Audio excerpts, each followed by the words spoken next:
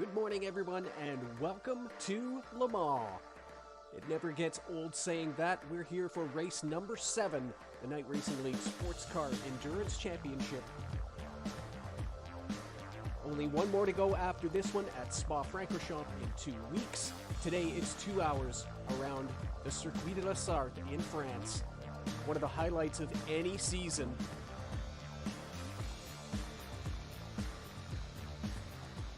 And out on the track, cars getting their warm-ups done as the sun just coming up over the trees. That's the 23 of Aidan Campbell. We should have a very, very strong field. And today we're also congratulating champions. As they're out on track, the Season 3 LMP2 champion, Dennis Rotter, 197 points. He clinched the title at the last round at Monza. The defending champion has done just that. The battle in LMP really is now for second place. Clayton Barklow, who missed Monza, is here. He's taking the warm-up. It's Eric Fox who has been turkeyed, as he will not be here. He's got commitments on Thanksgiving weekend. The leader has just done a 3:29.2 seconds. Jennifer McDonald and Thomas Brommel, how high up will they get? Can they get in front of Clayton and tighten up that battle for second, or can Clayton, who always has the pace, move himself further up and clinch that second in the championship? There is Clayton right now on circuit in the 818.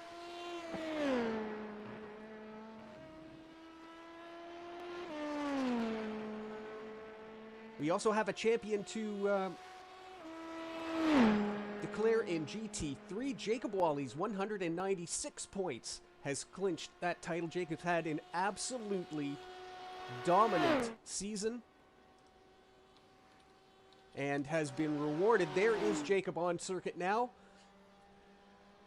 He's had a dominant season and has been rewarded not only with a pro license but also a super license. So the world is his oyster next season in Season 4. I know we've been talking about it. We'll have lots of news on the Season 4 front as the broadcast goes on. But Jacob Wally with his championship there. Enos Bothma, unable to make the remainder of this season, is committed for Season 4. But he's got things to do back home, and that means a very close battle in second. Marcel Struff, Lincoln Russell, Jan Spammers is in it. Steve Groningen not that far behind, 69 points, all within a race win of the front end. We have lots of other GT3 drivers here today, all battling for second place in that class. The close battle is, of course, in GTE. That's where everyone is chasing the 717 of Andreas Sakalas. There he is, 147 points, and it's a tie ball game between Hayden Fowler and James Poslan, just 17 points behind. This incredible GT3 class has been just something to watch again. 4 and 5 car battles for the entire race distance are not uncommon, and we expect it again here today. Who's going to come out on top in what has been a fascinating season? All 3 drivers here today for that race. And it is close for 4th as well. Ivan Zirano, Kevin Hensel, Yori Matheson, who's having a great season. Aidan Campbell is here today, so we should have a real good battle in there for that second group of GTEs as well. As the sun comes up, we'll have a sim time of 9 a.m. When we get going here, let's check out the starting grid at Le Mans.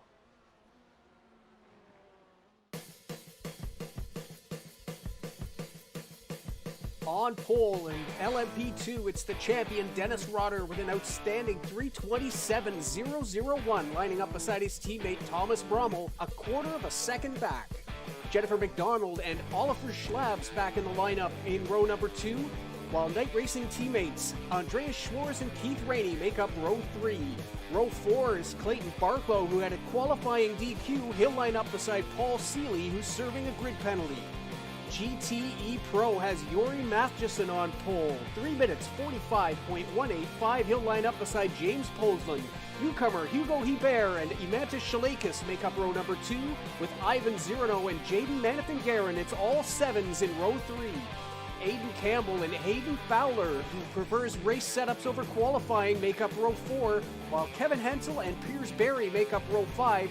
Mark Sonnen will line up beside the points leader, who also had a qualifying penalty. He'll line up at the back of GTE. The champion in GT3 AM is on pole with a 3 minute 56.370. He'll line up beside the 222 of Rowan Kelly. Jan Spammers and newcomer Rob Rodriguez Jr. make up row number 2, while Steve Groninger and John Nielsen are row 3. Canadian Steve McLean in the 27 will round out a Thanksgiving shortened GT3 field. 27 cars will take the grid for Le Mans.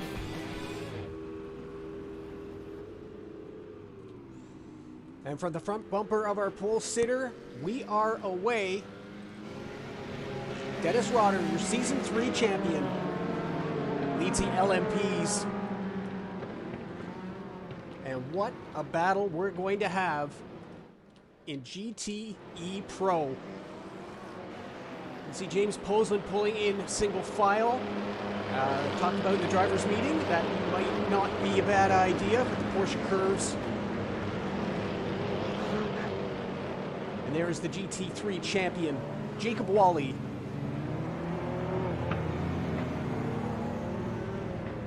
As we prepare for 2 hours here at Le Mans, 4 hours of racing remain in the season, and then we'll have a bit of a holiday break and pick it up again in January for Season 4, and we'll have more news on that as the broadcast goes on.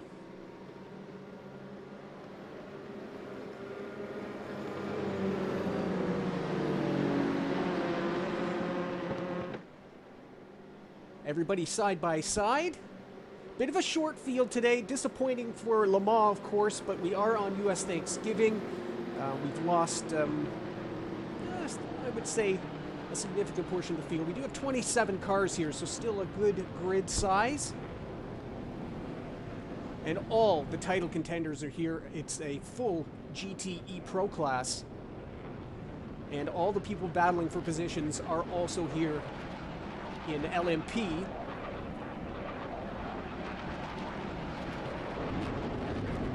As the French Air Force goes overhead, we get ready to start 2 hours here at Le Mans. Welcome to the Night Racing League YouTube channel. The green flag is out and Dennis Rotter leads the LMPs down towards Dunlop. And it is Ivan Zirano has been spun. The GTEs. The GT3s come close. They started side by side. You can see the GT3s were all single file. Rotter is through. Everybody. Oh, Clayton Barklow in the background. And he's gone a little wide at Dunlop, and Paul Seeley has taken that position. As we head down through Tete Rouge for the first time and onto the Mulsanne Straight. And Jen McDonald, a great run out of Tete Rouge, and she's going to take second place. That battle, her and Brommel very close, and she is in second.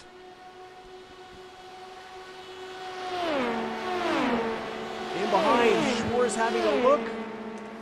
Up front, it is Matheson in GTE Pro. There is Posland, vying for a championship. We've got Sakalis right at the back, so he's got another chance to close it up. Fowler also having to fight his way through. That is Hensel with Sakalis. And way in the back is that, let's check it, we'll just get the, no, that's Manathan-Garin who was involved in that first incident as well. Schlabs has taken the position back from Schwarz. They were side by side, but Oliver stays out front.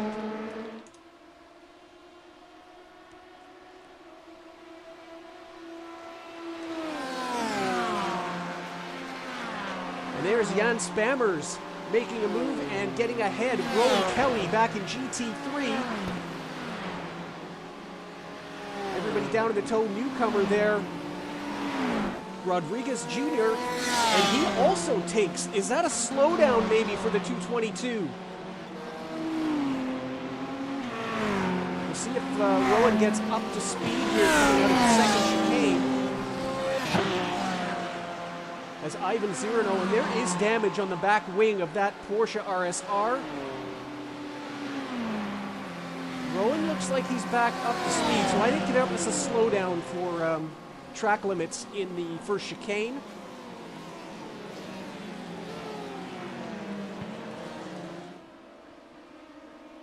As we've got cars all over the place back here, and Schlabs has gone wide there. And Schwarz is through, as comes Keith Rainey.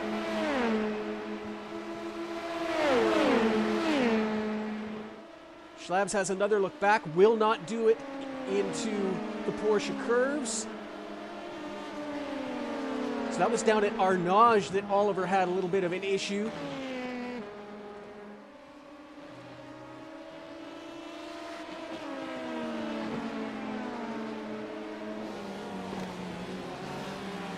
As the GT3Ms come down through Arnage for the first time as well.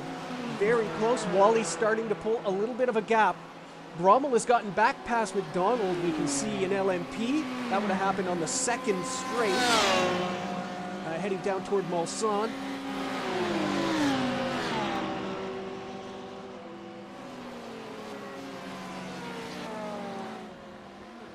As we come around to complete lap number 1.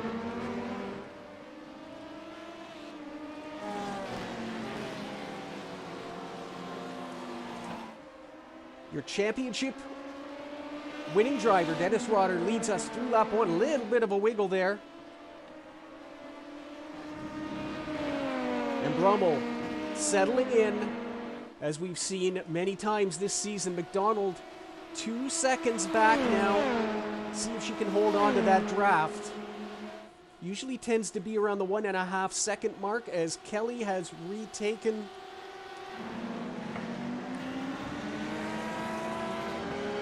As we have McLean in the pits, the 27 car. So I'm not sure what's going on there. We didn't see any incidents, so that's a weird one after 1 lap. Did he not get race fuel in that car? It's always the thing you have to wonder when you see a weird pit stop like that. Did he get through qualifying and leave the qualifying fuel in? Up front, Thomas Brommel has taken the lead. We're watching the battle just in behind as Seeley's come through. He's taken Keith Rainey. Tucks in behind Oliver Schlabs. Up front.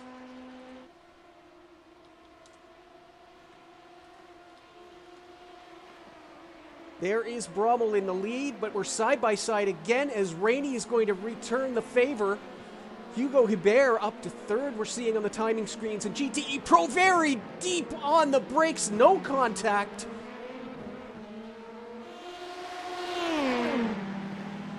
As Rowan Kelly and Steve Groninger go at it, Kelly is coming back up to 4th.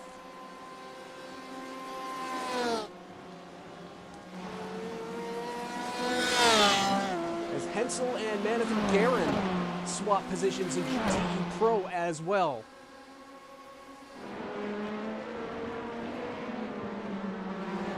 Rainey maintains that position in LMP. We've got battles all over as we usually do.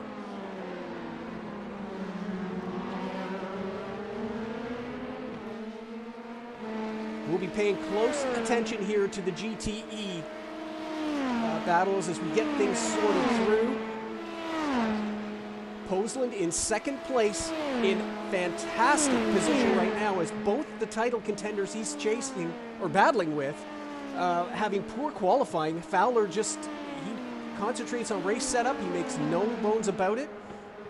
He feels that with the car set up for the long distances, he has more than enough time to get it up to where he needs to be, regardless of where he qualifies.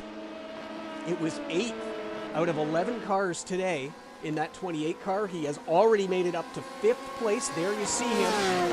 As next on the list is Ignatius Chilekis, and the newcomer from France. It's great to have a French driver back on the grid, especially here at Le Mans. Hugo Ibert making his debut in the 34 Porsche RSR with the factory colors.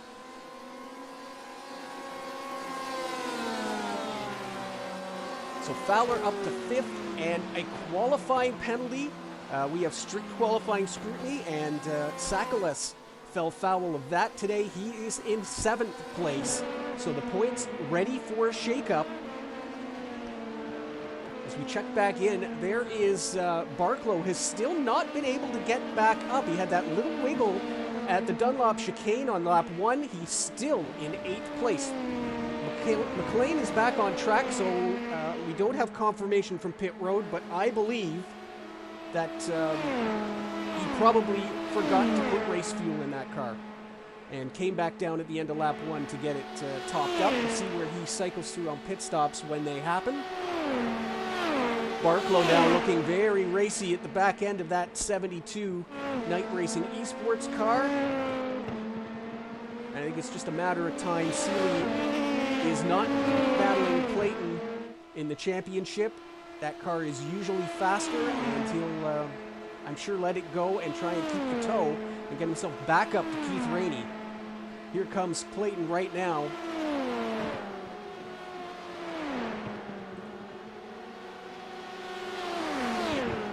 Down toward the second chicane, and Seeley does breathe the throttle, lets the 818 go, and try and hold on to the back end of that car.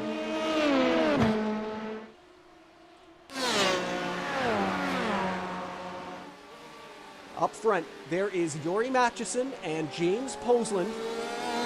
Recall they were nose to tail for almost the entire race distance at Monza 2 weeks ago. That race won by Hayden Fowler. James was second after a penalty for Matchison when they contacted the Parabolica. He ended up in 3rd place. They're going at it again. They're having a great debut here.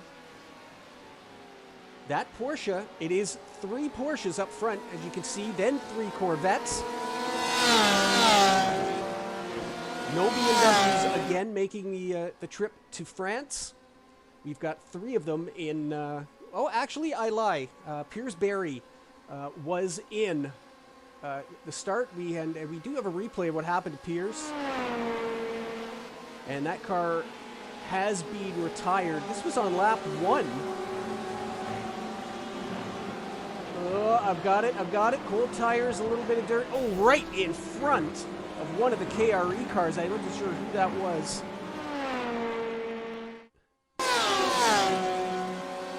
And that was a short day for the 41. It's back to turkey sandwiches. That car has been retired already after 3 corners.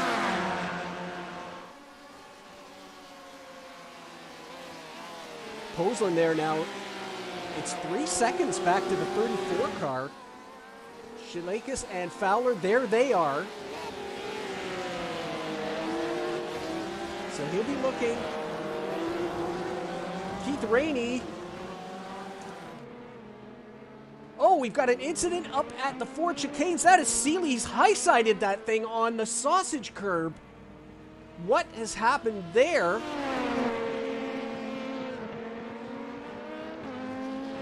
That's Rainey who spun, and then, oh, the car's... Paul just locks up the back. I'm not sure if he thought Rainey was coming back. There was lots of track there, and then he's beached it on the sausage curbs, and that's going to have to be towed off to continue. There's the 72. We'll get an update what's going on there. So 12 minutes in, and we've got a shakeup in LMP. Rainey has continued on. He's in 7th place. Don't think he hit anything. It was just a spin as they approach the 2nd phase of the 4 chicanes. Word from pit road, it's a 54-second tow to get that car over the wall and into pits. And they're going to fill it with fuel and try to make this their short stop. The LMPs are on a 3-stopper today. 2 full fills and a short fill. So 12 minutes in, they're going to top that car up with fuel, and we'll see what happens.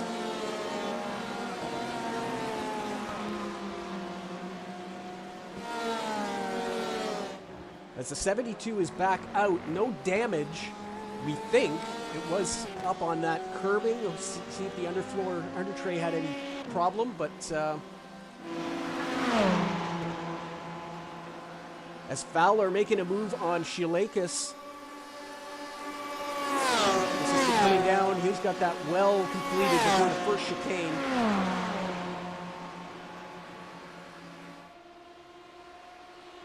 As Brommel leaves Rotter, he's in that battle, of course, with Jen McDonald and Clayton Barklow. They would love to have a 1-2 finish for the Unleashed teams, but Dennis very unapologetically saying that there are no team orders. They race, and with Barklow at the back, Eric Fox not here, they're kind of alone up there. McDonald hanging on, but it's now a 5.5-second gap. As Seeley now fighting his way back through. You can see on the timing screens it's also for position. These cars aren't a lap down yet, so he's having to fight his way through cars for overall position, although we don't keep track of that here. These are 3-class races, separate races on the same track. But they won't be getting blue flags is the point. Oliver Schlab's in that 473. He had a great week of testing, it has to be said. He looked very, very fast. And Oliver, less than 3 seconds, about 2.5 behind Jennifer. So really holding on to that sort of second tier here. As there you see Jen coming out of the final corner. Oliver right behind her. Sorry, Schwarz right behind her, then Schlab's. I mixed up my German. Sorry, boys.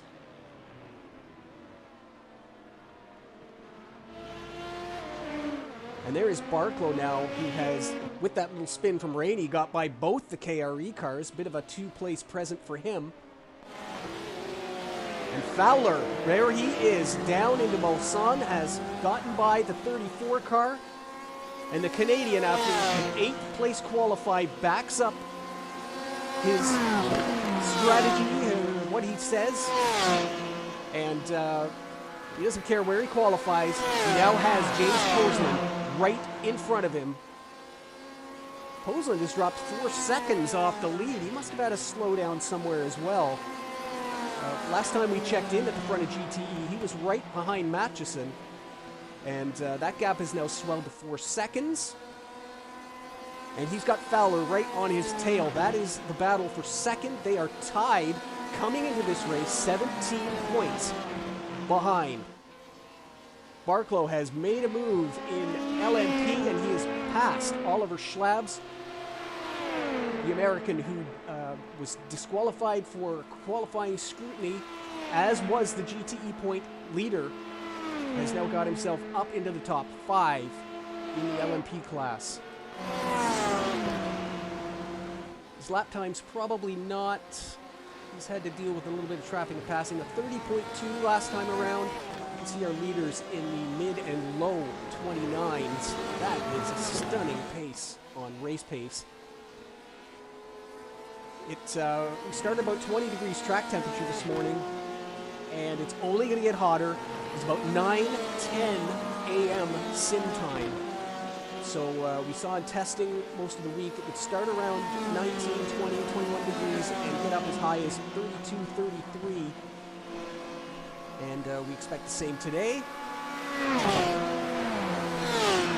So the tires will wear and you'll lose some grip, and the track will get hotter, you'll lose even more grip. So everybody, you have to be very, very careful. That looks like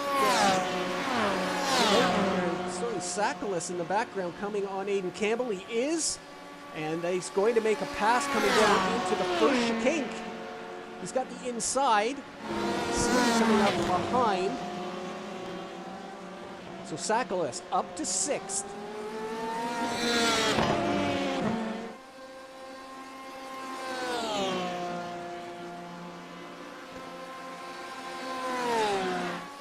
saw on the screens making a pass there in the background up into 10th. There is damage on the back of that Porsche, but it doesn't seem to be affecting it too much. A 49.458 last time around for Ivan. And that's competitive, quicker than the car that's now in front of him. He just dispatched Mark Sonnen. Kevin Hensel only managing a 50.6. So,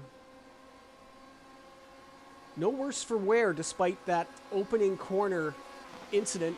We're told from race control it is a racing incident, no investigation required. There's a little bit of argy-bargy going on, and then we were told it was netcode that actually spun the 77. The 777 and the 77 didn't actually make contact. That's Sakalas in the background. He was gone deep at Mulsanne, and Aiden Campbell has been taking that position.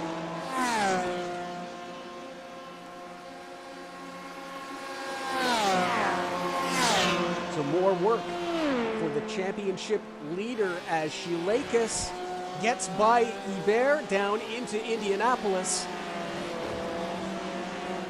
A great run for the Lithuanian today. A 5:46 in 4th place. He, of course, the unofficial, they're not racing similar cars, but the unofficial teammate of Sakalas. And we'll see how that plays out as we continue to get more clarity on Season 4.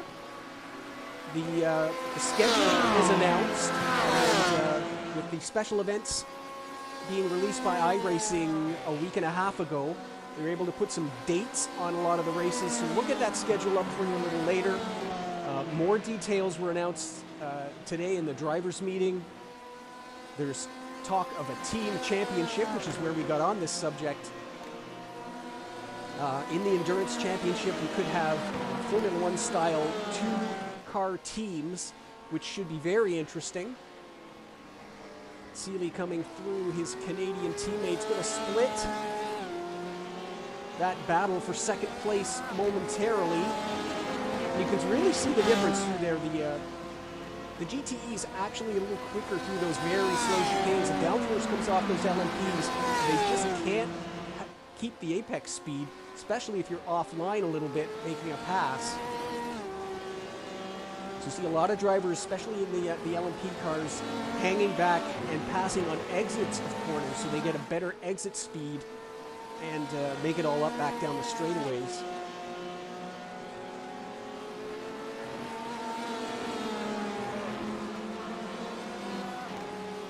Rotter and Brommel continue to be nose to tail. We're going to see that all day, I'm sure.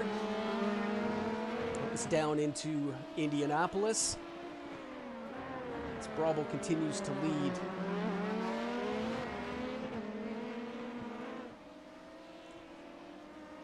There's McDonald. The gap now 5.8 seconds.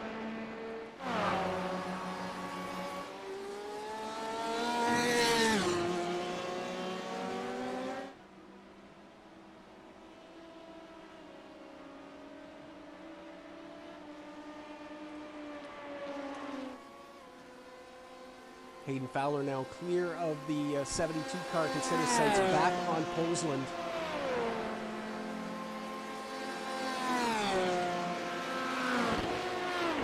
Shilakis in the draft. Ibert now in 5th place. Tires are warmed up, the pressures are there, the newness is worn off. That's the important thing, and the temperature increases on the track. So now it's going to be about managing your tire wear, if there's a fuel strategy you're trying to run. As the race is now 20 minutes old, we're settled in. Shilakis continues in the draft, but no hints of a pass there. So again, how much fuel saving?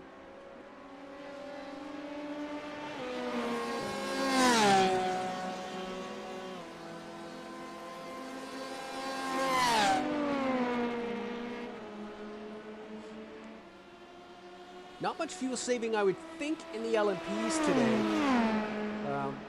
With a pretty straight up strategy here at Le Mans.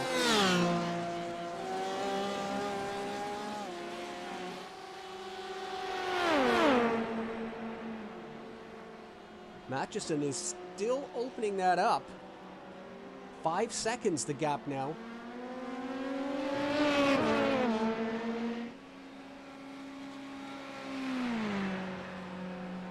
So just check the GTE races for this year. That was a rough start for Yuri, but the race win at Interlagos and of course a podium at Monza, trying to fight his way up into that top 5. He's having a great day here. More than 5 seconds now over 2 of the championship contenders. The 2 cars tied for second. Posland and Fowler 5 and 7 seconds respectively. And behind we watch Fowler as fellow Corvette Emantis Šilakis drives in his wheel tracks.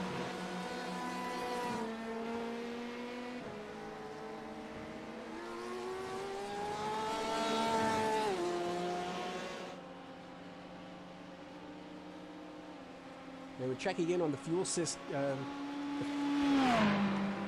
the fuel problems in that 72. That car is a lap short of making the race on 2 stops. So, wrestling plans and all. Seeley having to save fuel. And you can see lap times there.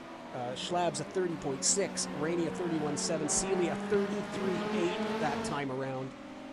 Trying to make this race on 2 stops to match everybody else.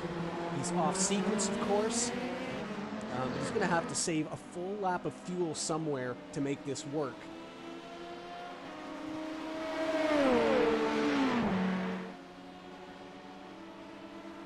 Rotter and Rommel.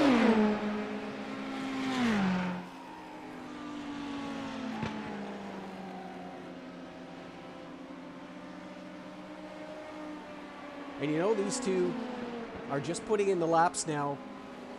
They ran different strategies at Monza. It kind of caught out Thomas as Dennis took a short final fuel stop, and Thomas went for the full, sort of a classic. Oh, we've got a crash. That is Andreas Schwarz from 4th place, and he's collected a GTE car. That is John Nielsen. What has happened there? This is Nielsen through the left-hander at the Porsche curves. So in the right-hander, I imagine we're gonna. There is Andreas, and he hasn't left enough room there.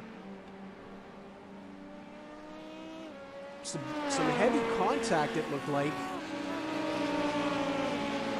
That's a common place for the LMPs to go by the GT cars, but you have to stay left. It looked like John was on the curbing, but the stewards will have a look at that, and we'll let you know.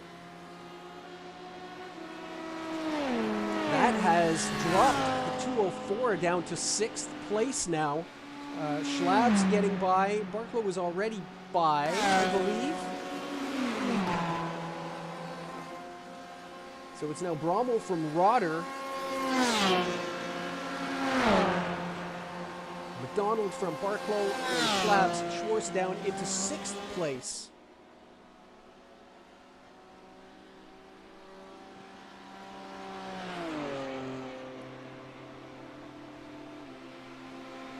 Down the Mulsanne to the second corner, the race leader Thomas Brommel. And there is Jan Spammers having a good run.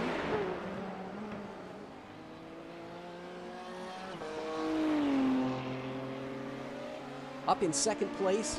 Unfortunately, in a class that has a few more North American drivers percentage-wise, the GT3s left a little short with this being U.S. Thanksgiving. Only 7 cars on track today. We welcome the new driver, Rob Rodriguez Jr. in the 25 car. Is that the number he wanted? Maybe somebody at the league wasn't on the ball there. Let's see. No, he wanted number 39, so he's registered his car number 39. The league has not got that put into the system yet.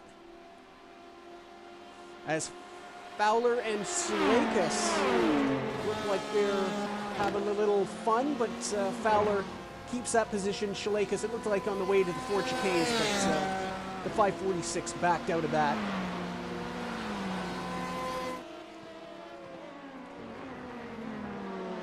As the LMP leaders come through, the GT3 leader. Be interesting to see what happens next year. Jacob Wally, of course, the champion there in GT3.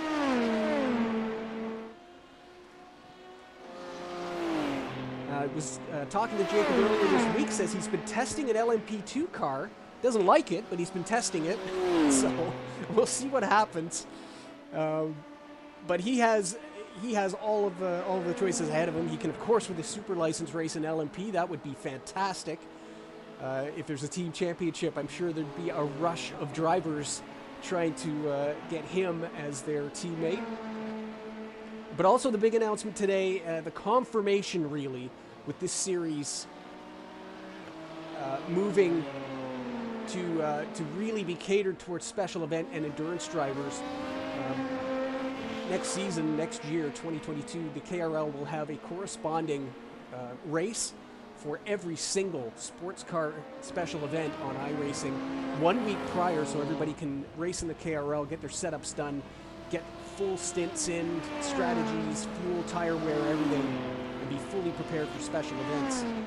And the big news this week, of course, with the release of the special event calendar, was that there are no, and I'm saying 0, special events next year for GTE cars.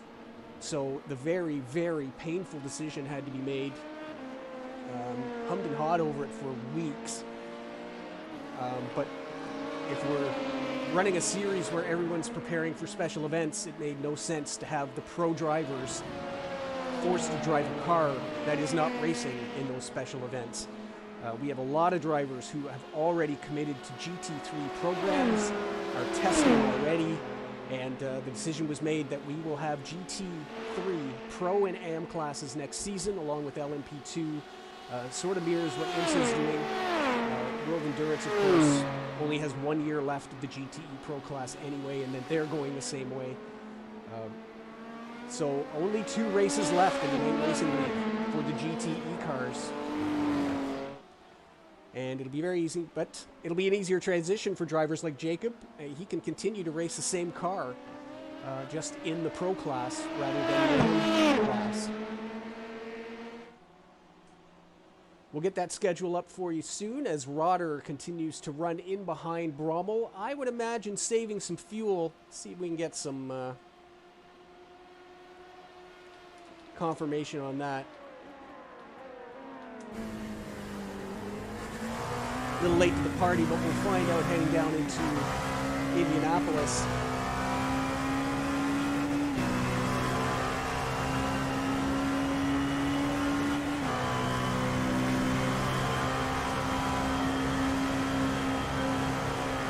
Yeah, already off the throttle. And he is clutch dipping. All right, so very obvious. We'll see how that affects the 2 cars as we head further into this race.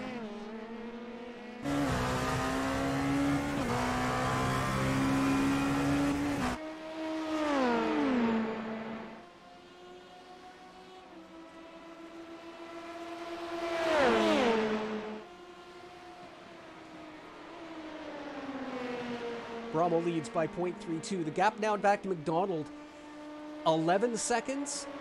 Barklow and Schlabs are very close. And then Schwarz after that spin, Rainey after his spin, and Seeley, of course, off sequence, trying to save fuel. Lap times have gotten better for the Canadian. He's into the 32s, actually quicker than the 2 cars ahead of him. But we're not going to know where he's going to cycle through or if he even has enough fuel to do it on 2 stops until after the final stops in LMP. There is Shalakis and Fowler, still the closest battle on circuit.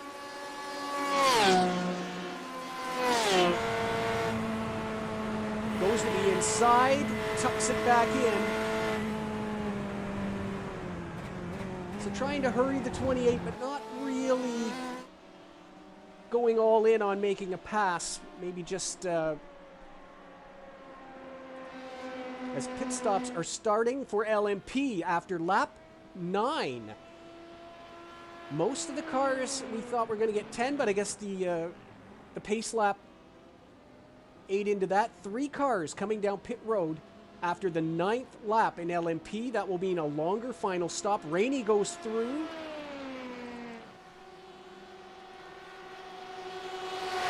No trouble on fuel for the 011 for sure, and the 4 car has also gone around again.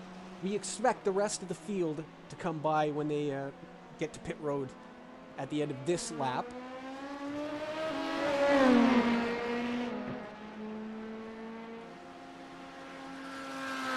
And tires, we were told, were not going to be too much of an issue. Is Rotter having a little look now? He, of course, qualified ahead of Thomas.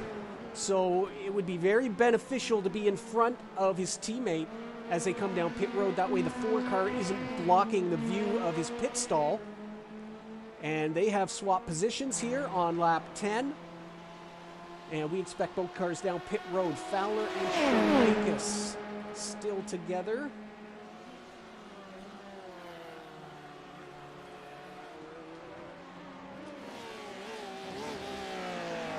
Hugo Hubert is also holding on to this group as down into Arnage, a deep dive, and Shalakas goes through. That is not a place you'd usually see passes for position. Well done by both of them.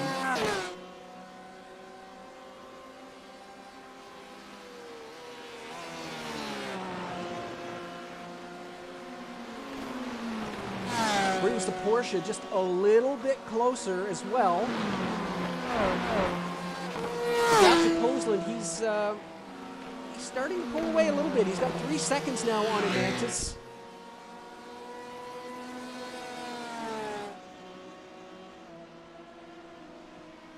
McDonald, let's have a look here. McDonald, Schlabs, Barclow, all fuel only. We expect the same from the rest of the field as on board with Brommel here. Very aggressive on those curves. It's the fast way around.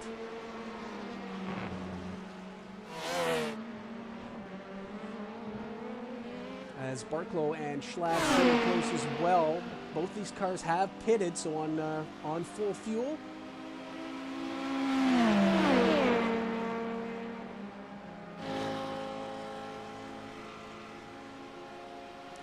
And the leaders are in. I expect to see Schwarz, Rainey in as well.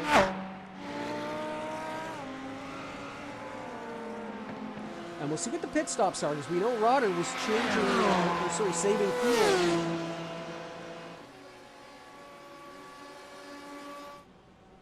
They're just now getting to their pit stall.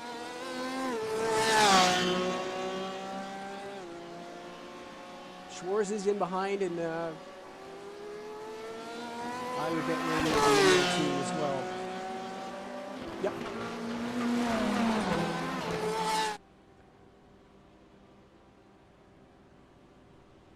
There comes the American down to his pit stop.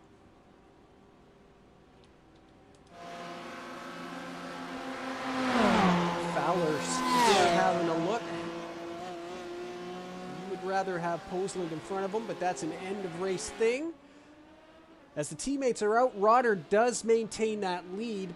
Brommel actually a quicker stop by half a second. 30.8 stopped, 31.3 for Rotter.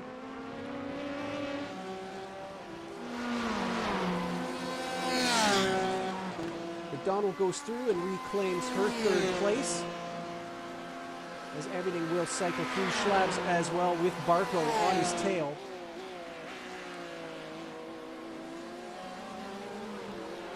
Continue to watch the battle for 3rd place in GTE Pro between Amantis Shalakas and Hayden Fowler.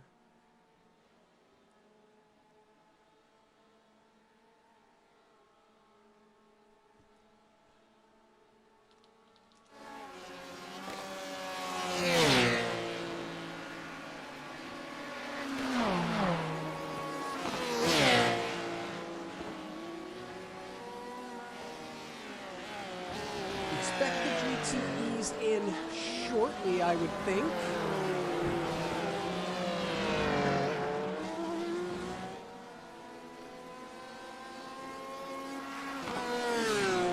Is it just me, or is that Porsche coming up a little closer? And you're just now starting to see the 717 as well. Sakalas in 6th place, and you'll see him at the tail end of this shot. There he is. As all the championship contenders still within view of each other.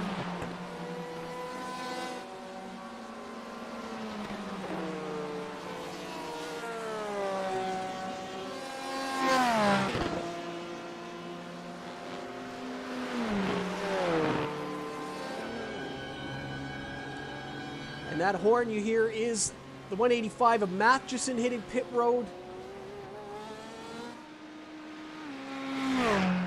And Amanta Shalekas has also come into pit road. James Posland and Hayden Fowler will go around again. Ibert is also in. And Sakalas. So it's all happening here at the end of lap 10 in GTE Pro.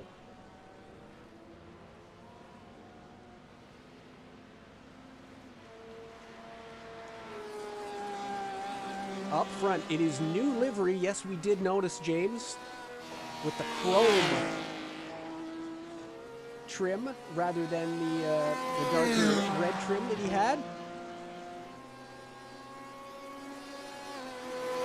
All but the top 5 in the pits for GTE Pro.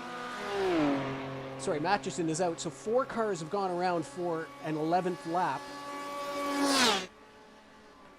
James Posland, now your leader. That is Fowler in behind. These two tied in points. Coming into this race, 17 behind Sakalas, who is... he's not fighting it, but he's he had a problem in qualifying, and he's not got himself back up to the front the way that Fowler has today. We'll see what happens as this plays through.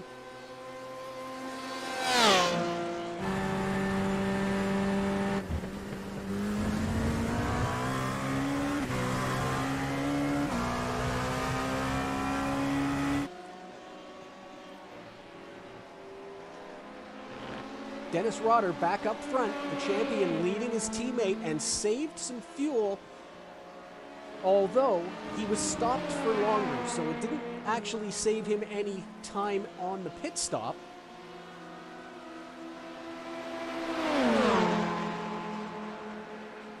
We'll see if Brommel fancies himself being back out front again. Look at how close they are.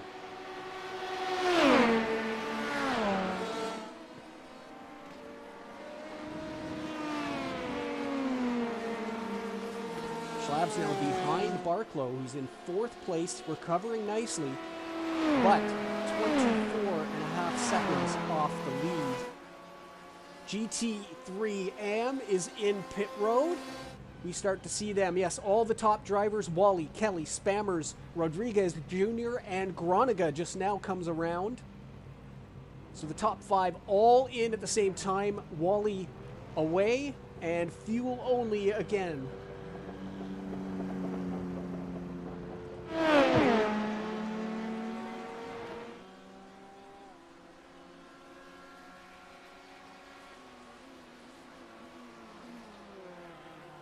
There is Sakalas, 7th place for the championship leader, a minute off the race lead.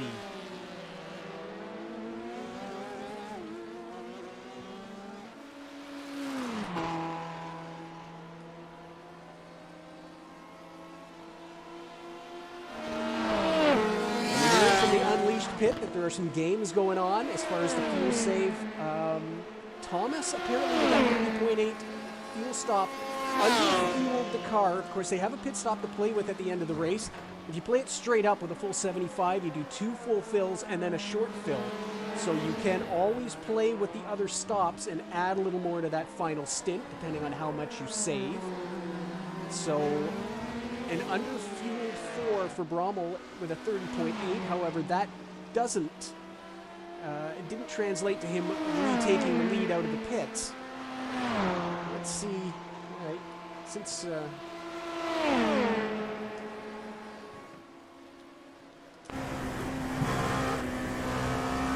let's ride along with Thomas here and see now that he's behind. If he's going to start saving some fuel too. The GTE Pro drivers are in. The rest of the field on pit road, we'll watch that. Posland, Fowler, Manifin, Darren, and Hensel all on pit road. The two we're watching are Posland and Fowler, of course. And that looked like a... well, we know there are no team orders, but Rotter purposefully let the 4 car go by there. So as he dropped back to actually save more fuel, there are games going on here with the Unleashed drivers. As we pan back, here comes Fowler out of the pits. And the 91 car is ahead. There he is now, right into the teeth of the LMP lead.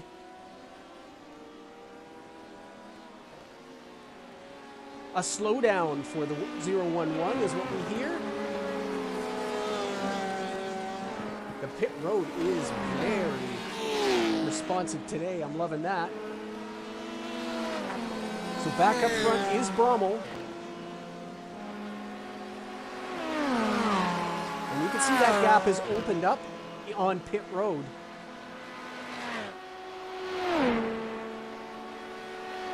Posland has dropped to 3rd place. Shalakis in 2nd. There he is in front.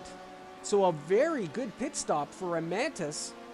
26.1 stopped, 0.6 of a second quicker, and 0.8 of a second. So his entry and exit on pit road much better than the 91 car, and he's leapfrogged and moved himself up to 2nd place.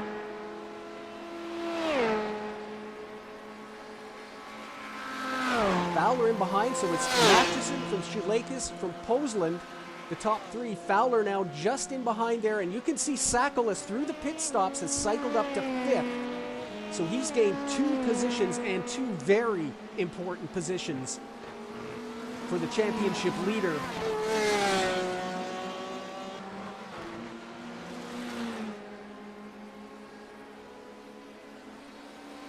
The gap up to Matheson, 14.3 from this battle here. He's having himself a great run today.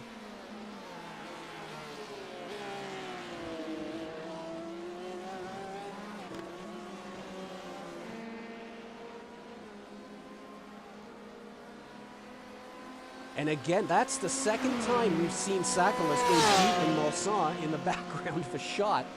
So I hope he's not doing that every lap, but obviously pushing very hard to keep up with these guys, and the braking zone or the grip on those tires letting him down a little bit. No, I did not see what I thought I saw just as that camera was panning away. There's your GTE leader getting overtaken by the LMP leader. We haven't seen much of Yori today. That's the price you pay for having a bit of a dominant lead, is you lose your TV time.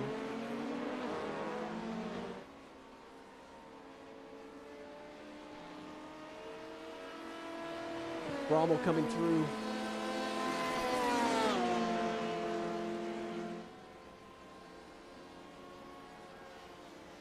And he's actually dropped back a little bit. Thomas getting by with that slowdown penalty has opened up the biggest gap we've seen in LMP for a little while, almost 3 seconds. So whether some traffic added into that or what's going on, but Dennis has actually lost the toe of his teammate.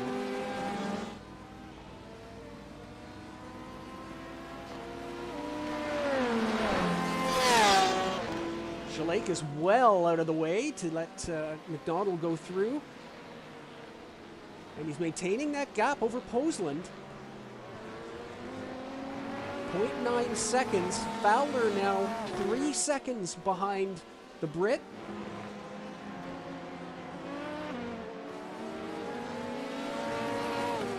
as the GTE Pro Championship. How can it get any tighter? But it's getting tighter as we head through this race, approaching the 1 hour mark. With the championship leader in 5th, 2nd and 3rd in the points, running 3rd and 4th. See how it pans out. Posland now getting noticeably closer to the 546. Paul Seeley in the pits, so that off sequence, he's now going to be in for what will probably be his first full fuel, and they'll try to pack that thing. The car was 1 lap short, we heard, when he went out after that unfortunate teaching on the sausage curb.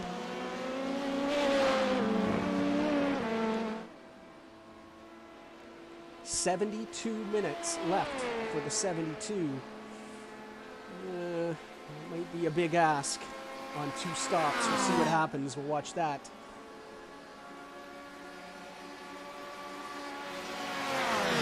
A couple of the closer battles on the same screen here as we watch Shalakas and Posland just in behind and coming through. That's the battle for 4th place. Barclow and Schlabs in LMP. So they'll be coming through here on the final stage of the Mulsanne Straight.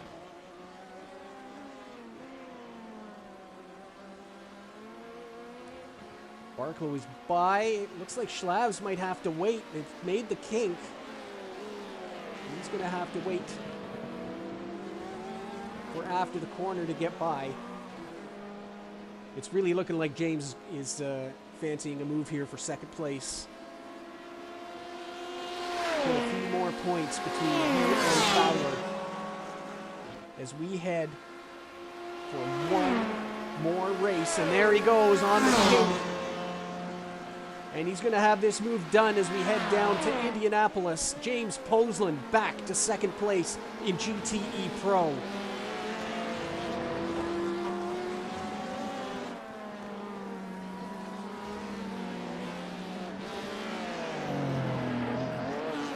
Oh, and deep into Arnaud. Shalakas will get it back.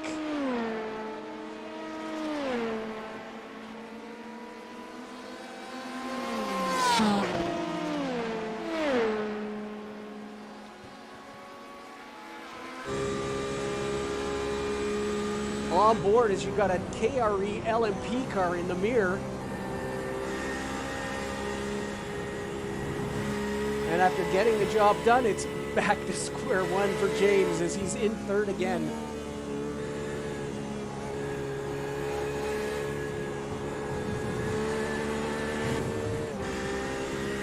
That's Andreas Schwarz coming through.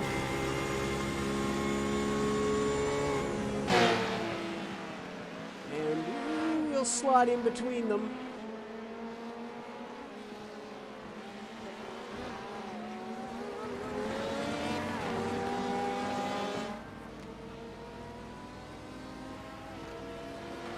Fowler inches closer. That gap now 2.3 seconds from Posland to Fowler. It used to be 3. The ebb and flow here. I can't imagine that the 204 coming through helped the lap times of these two. And Hayden tries to inch closer to his championship rival.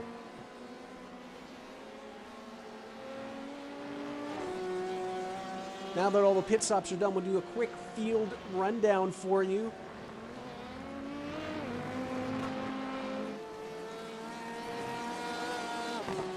Up front in LMP, it's Thomas Brommel, and he's got a 2-second lead over his teammates, something we're not often seeing. We know there's fuel saving and short fills going on in the strategy department. Dennis Rotter, he's clinched the championship, running 2nd here today, 2.5 seconds back. Looking for a 2nd straight podium in LMP, Jen McDonald in the 99 car, 21 seconds back. And maybe having a little bit of a lonely day, although Clayton Barclow in 4th is pulling in that gap.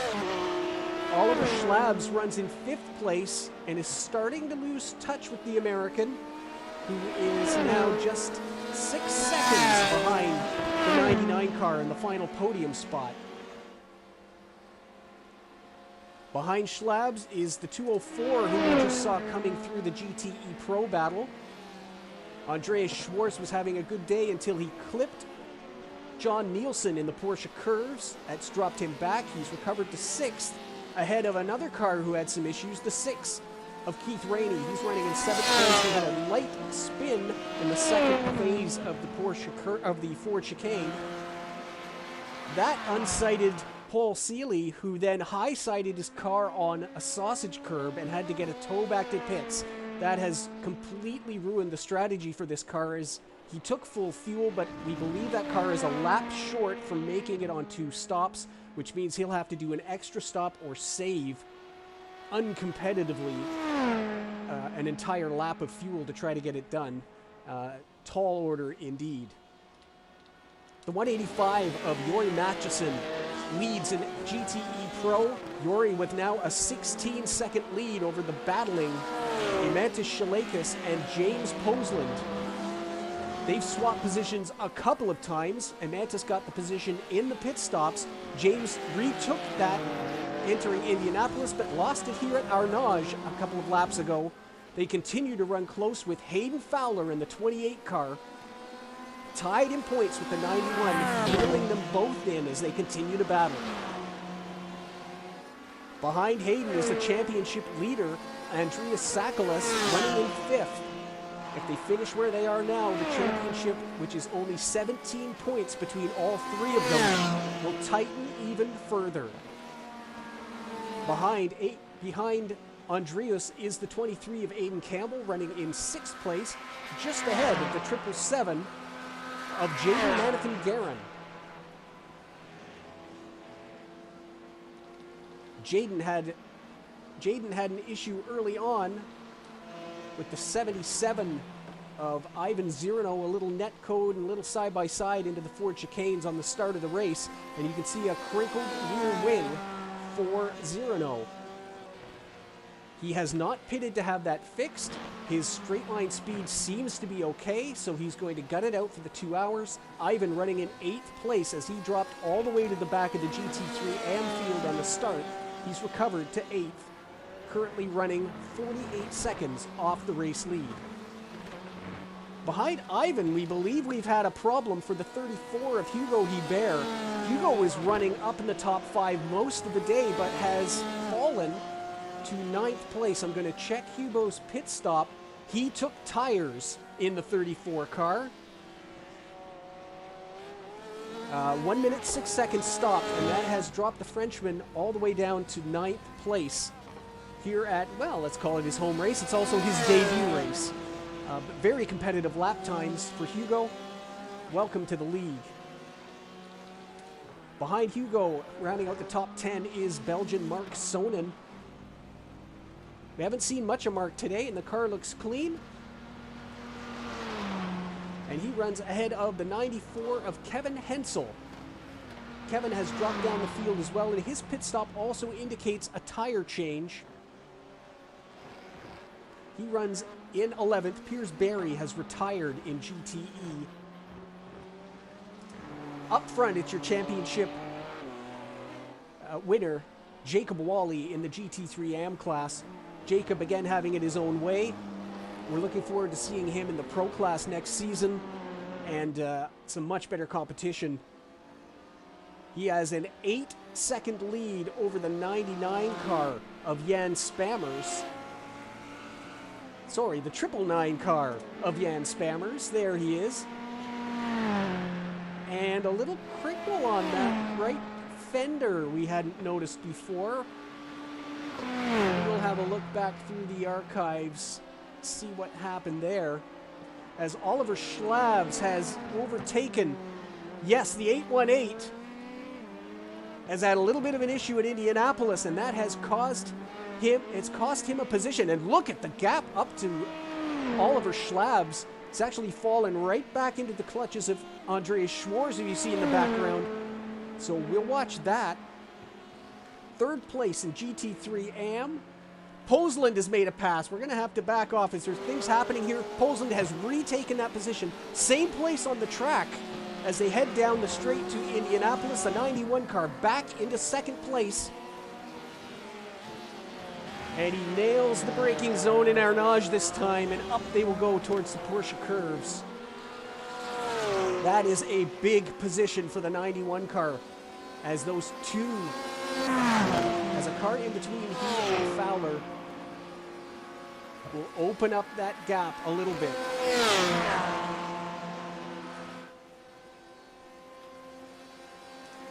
All right, finally some camera time for the 222 of Rowan Kelly, having a good run here in the podium spots. The gold Lamborghini. Rowan runs ahead of newcomer with the wrong number on his car, and that's my fault, so don't worry about it. We'll get that fixed for you, Rob.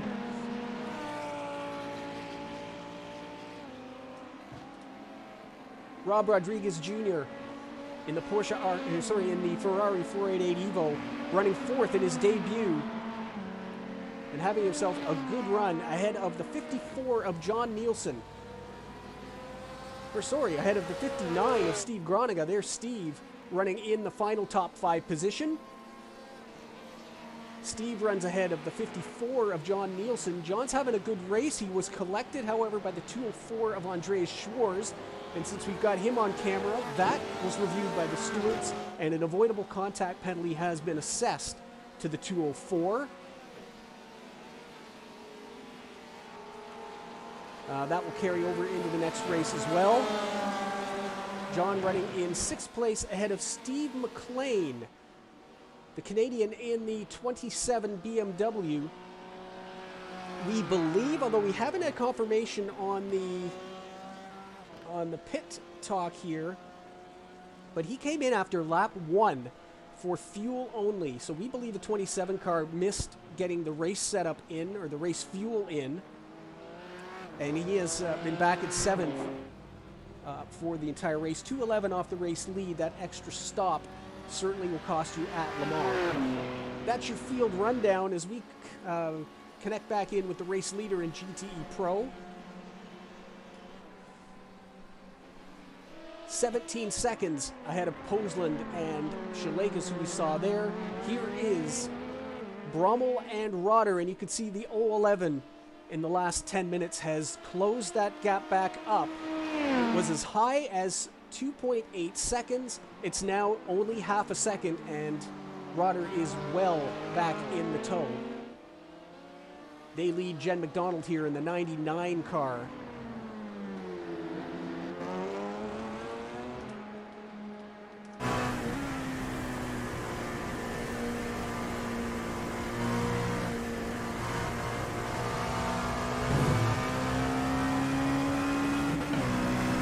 On board with Dennis Rotter.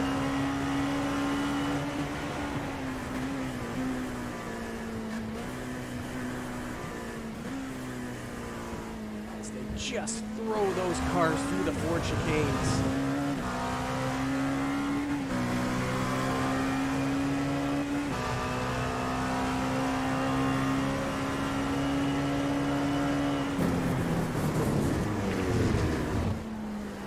Little bit of a lockup from Thomas. They get very close exiting the Dunlop chicane.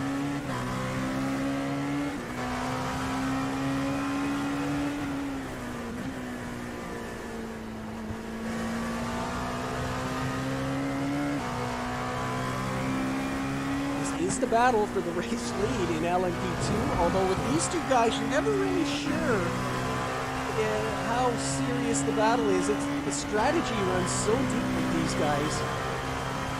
There he is in the tow. We'll hear if it's a lift.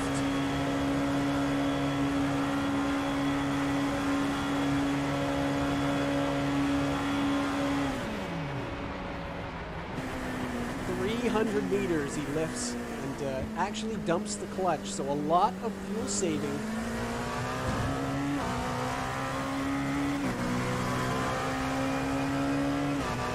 I wouldn't even put it past Dennis to have intentionally gotten that slowdown to get in behind to save fuel. These guys, they pull a lot of tricks on each other, and here he comes. He has no intention of passing them.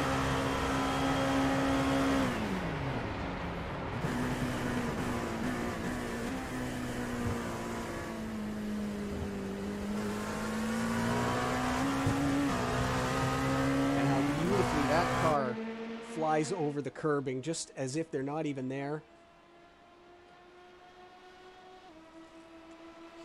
Great stuff as we're into the final hour here at Le Mans. Thomas Brommel, a quarter of a second ahead of Dennis Rotter. Schlabs and McDonald are getting fairly close in behind. There is Jennifer. And you can see Oliver, who's now been released by Clayton Barklow, who had that little spin down at Indianapolis. The three of these cars, they're all very close, aren't they? They can all see each other right from third all the way down to sixth place. It's a very good recovery from Andreas, who had that spin in the Porsche curves. Obviously no damage, but he's done quite well to get himself back in this fight. Very wide in the background. Purple cars having trouble with Mulsanne today. Sakalas we've seen do that twice, and now Barklow in the background, and that's really going to put him... Andreas Schwarz is going to have the tow for sure. There's a change in position in GTE Pro. That is Jaden Manathan-Guerin moving himself up to sixth place ahead of Aiden Campbell. A couple of Corvettes change position, and they are gaining. No, that's Hubert in front of them. He is actually... Was that Hubert in front of them? How does that work? No, that's John Nielsen in front of them. That's how that works. I'm mixing up my white Porsches.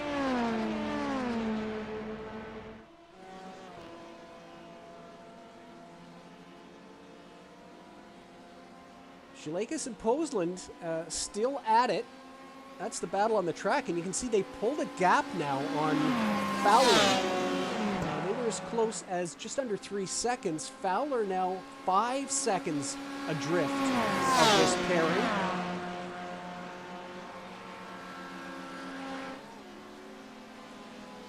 Posland will have to wait up for Indianapolis as he's got Steve Groninga. Tries to get as deep as he can. Thinks about making a run there. As Hensel and Sonnen are obviously side by side further on back. Posland has to wait till after Arnage. And Melgar tucks it back in to break that toe. Leave Schleikes out pushing all the air.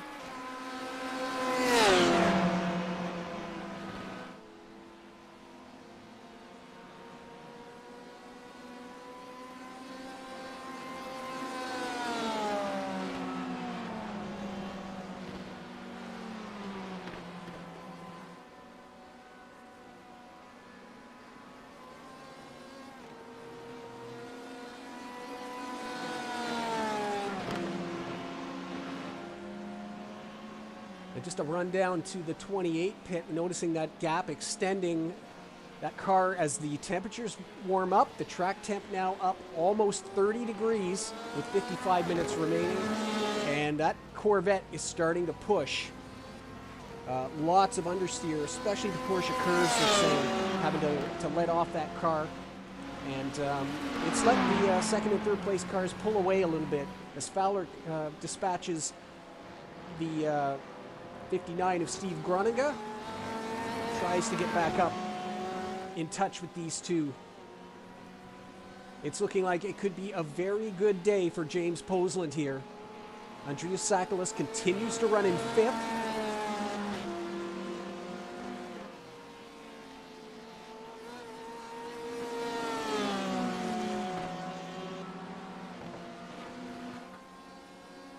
Amanta Schleikes doing him a huge favor by being in between he and Fowler. Every extra point taken to Spa will be a bonus.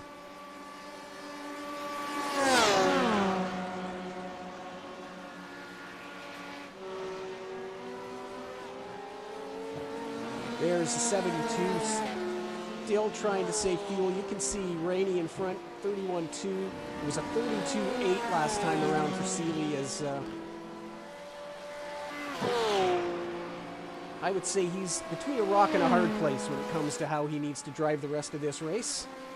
We'll see if he can make it on one more stop, as he's already been in twice. Shalakis continues to hold the toe. Rotter and Brommel are having some games, are they? No, they're in the pits. Thomas Brommel, who we heard had a little bit of a short fuel, has brought the 4 car in at the end of lap 19. So that is short. We know these cars can do 10 laps. Thomas did do 10 laps on his first stint, but he's gone 1 lap shorter here. We'll have to add that to this or the next stop. Jennifer McDonald, who's pitted after lap 9, has done 10 laps this time and is also in the pits. Schlabs and Barklow follow her in.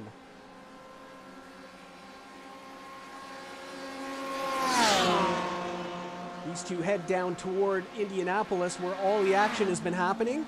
Shalakis looking left and looking right, but no pass attempt.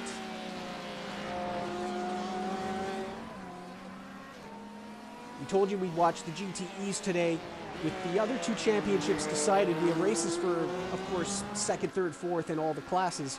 But the big battle here today is the GTE Pro Battle. As Aidan Campbell and Jaden Manathan-Guerin continue to race close. Jaden made that pass about 3 laps ago. Aidan in the tow and looking like he fancies a run back at 6th place. The LMPs are out 28-2, so a short fill for Jennifer. She's going to add a little fuel to her final stop. Schlabs and Barklow, full fuel for both those cars. It looks like a full 75 liters. So they will have slightly shorter pit stops when everything cycles through. What did Brommel do? 32.3, so not quite a full fill. Likely in the 70, 71 liter range.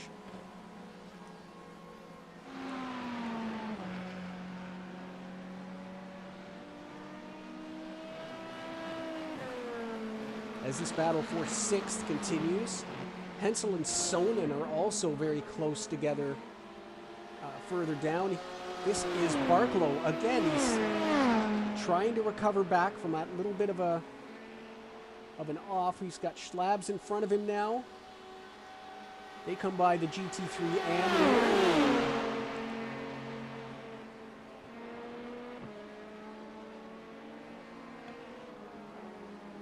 this is really going to tighten up the points in LMP as well, because we've got, well, I mean, we'll have to wait for them to cycle through, but we've got McDonald running effectively in 3rd place. Thomas Brommel could win this race. We'll have to wait and see how that pans out. And with Barklow running in 7th, that's going to be a big haul of points for the people that are trying to chase him down.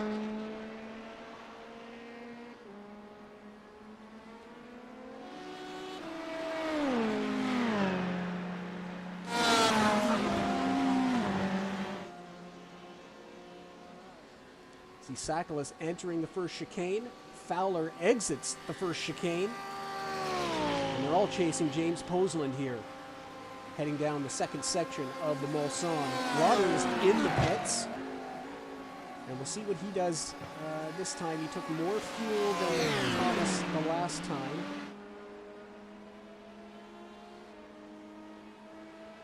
Barklow continues this battle for 6th over Schlabs. Rotter's still not made it to his pit box yet. We're watching the screen. There he is. He's just stopped now. And we'll watch how his fill compares to the 32.3 of his teammate.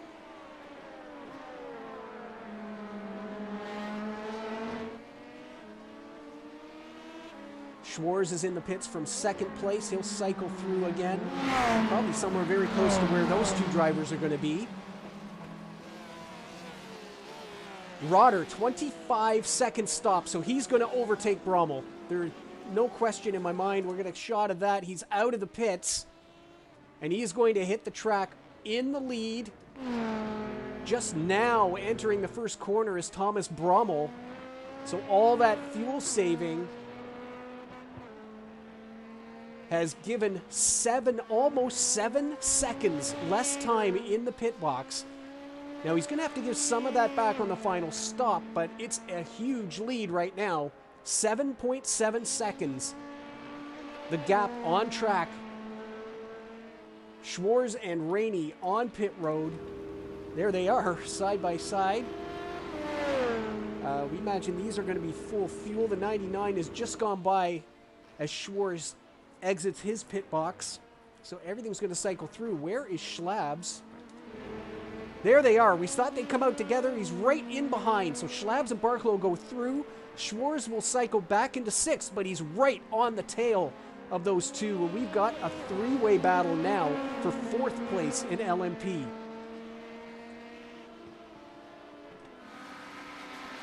Amy Campbell continues to watch the back end of Maneth and Guerin.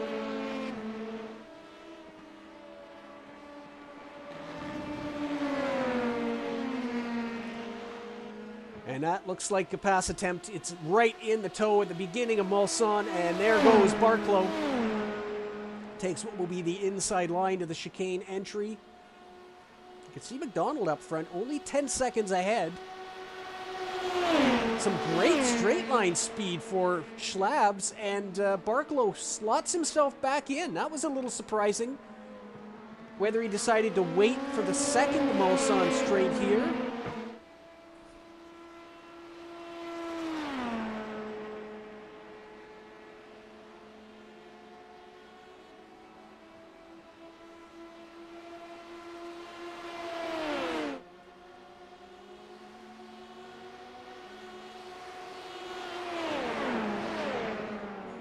No pass attempt there. Oh, and a very big push by Schwarz. He didn't lose a lot of time on track in the corner, but he's going to lose straight line speed all the way down. And yeah, you can see that gap opening up as they pull away down the straightaway.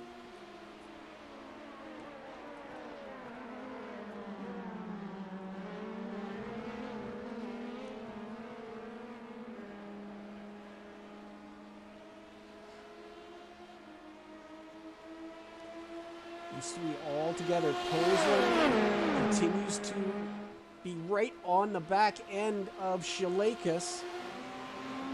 As they head down into the second chicane, we've got 2 battles we're watching.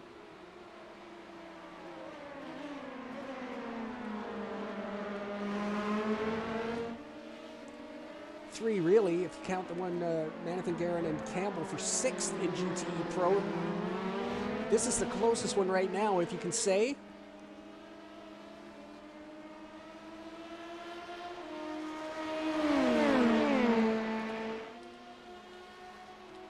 So we're on board with Andreas Schwarz entering the Porsche curves.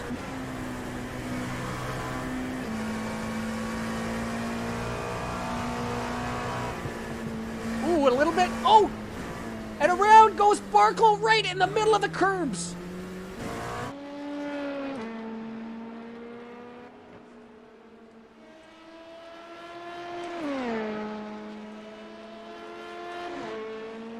He's recovered. Holy smokes, was that close.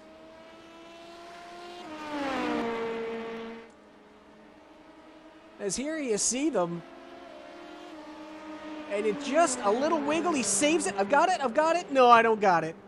And he misses that wall. I can't believe he doesn't hit the concrete either. What an unbelievable sequence.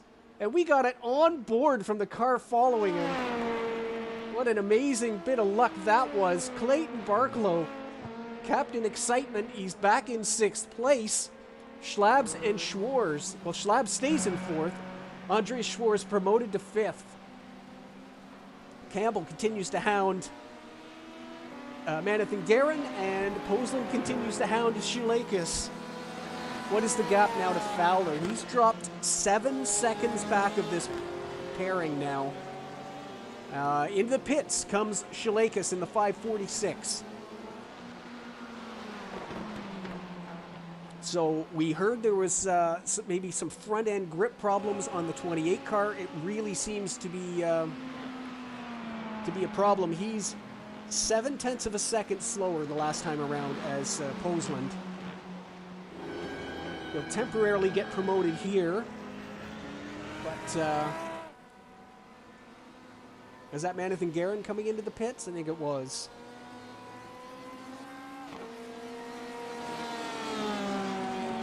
Aiden Campbell into the pits, okay. A lot of the GTEs. There was Hugo Ibert coming in as well.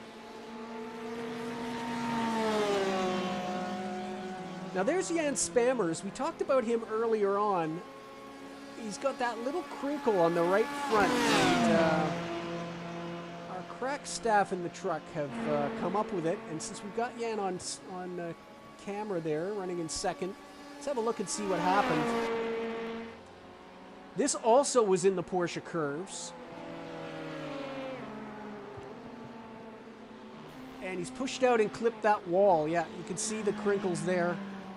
So just a little bit of a, whether he got bounced off that inside curbing or not. As side by side out of the pits, that is Rodriguez Jr., the GT3 AM driver. Aiden Campbell comes out in front.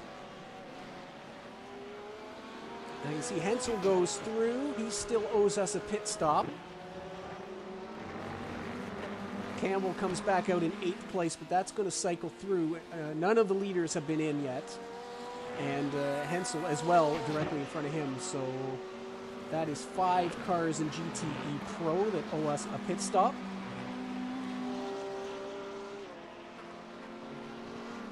As we come down to 40 minutes remaining here at Le Mans, race 7 of the 8-race Endurance Championship in the Night Racing League. And it doesn't look like we're going to solve anything as far as the GTE Pro Championship is concerned. We're going to have a race right to the checkered flags at Spa. And, well, we talk about strategies. Of course, we're on the endurance pits at Spa. And everybody knows that's more than a 1-minute penalty to come down pit road. So everybody will be trying to minimize that. We'll see how it plays out. It's also a night to day race. What is the, let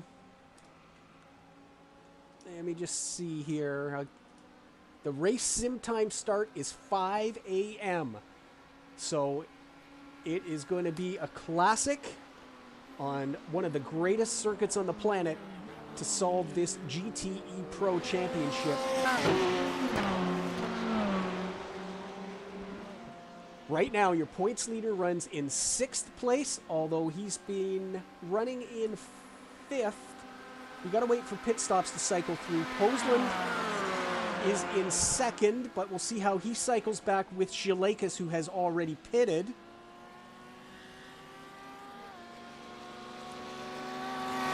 Fowler also in that group that owes us a pit stop, so we'll see what happens. As all the battles have been temporarily suspended, our leader, Matchison, is in, and we imagine that we'll see a lot of these cars come through behind there. Looks like Posland just went through the Ford chicane, so he's going around again, is he? Certainly is. James Posland will take over the lead temporarily.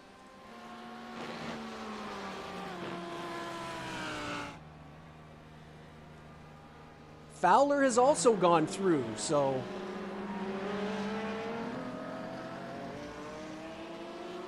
we'll see how that cycles through. Checking back in with LMP2. Dennis Rotter's 7-second lead is now 6.7.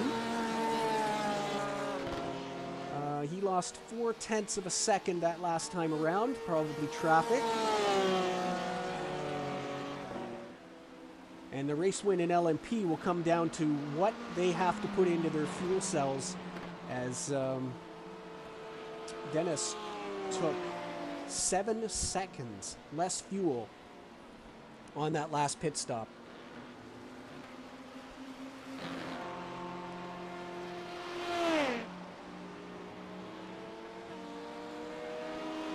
John Nielsen well out of the way there as the LMP leader comes through. He's already been wiped out once in that corner.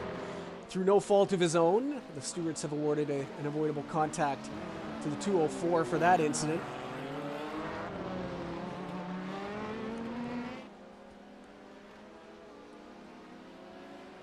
Hensel in the pits. We still await the other cars to come around. There is Posland just now in the second chicane on Mulsanne as Schlab shoots the gap into the Porsche curves. Everybody through safely.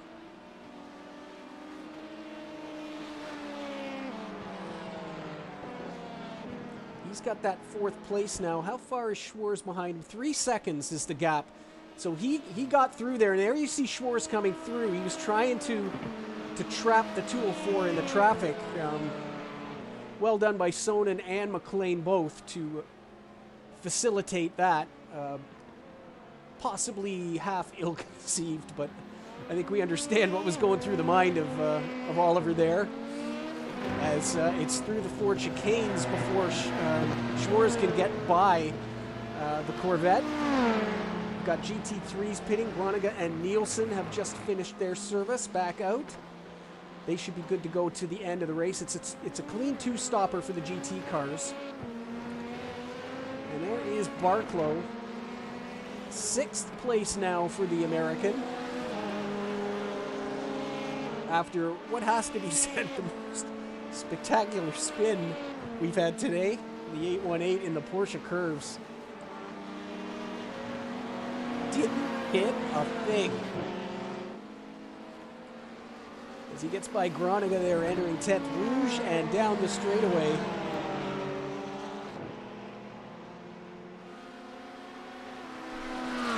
Couple of GT3s together. That is a battle for position. So after that early pit stop, Steve McLean has caught the tail. I don't know what Steve Groninga's doing there, but having a little fun running on 5th. In fact, all 3 of those cars are running together on circuit. That's a battle for 5th place. 5th, 6th, and 7th in GT3 AM. They've all completed 2 pit stops. The only fly in the ointment there is McLean pitted after lap 1, so he probably owes us a pit stop. Groningen and Nielsen have just come out. Yeah, McLean is running his 10th lap, so he's going to have to pit, and that will become a 2-horse race for 5th between Groningen and Nielsen. The leaders in GT Pro are in, Posland and Fowler. We're waiting Maneth and Guerin as well. And you can see Seeley in the pits, 34 minutes. Now, normally that would be good, but this is Le Mans, where you're doing 7 liters plus a lap. So he is out on full fuel, and we'll see if the 72 can make it around without having to stop again. Maneth and Guerin is pitting. Matheson cycles back up to the top of GTE Pro. Posland is out of the box. Where is Schleikes? Just now on the front straightaway, so it looks like Posland has gone further. Schleikes actually pitting 2 laps earlier, and Posland has leapfrogged him and put the 91 into 2nd place, and he's got himself a good gap too. 4 seconds up the road for the 91 car. And more importantly, out of the pits is Hayden Fowler. And look how far back he is now, 11 seconds behind the 91 car. And only 3 seconds, it must be said. He's got Dennis Rotter behind him, but there is Andreas Sakalas. Only 3 seconds. So if the Porsche can somehow get up into the toe, maybe he can do something about the 28 car and save himself some positions there. Rodriguez up to 3rd in GT3 AM.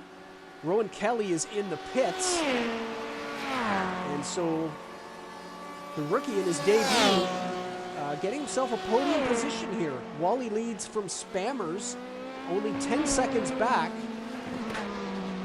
again, incredible because Spammers with that damage in the right front, but seems to be no worse for wear. We don't have lap times at the moment because they're all just cycling through their pit stops.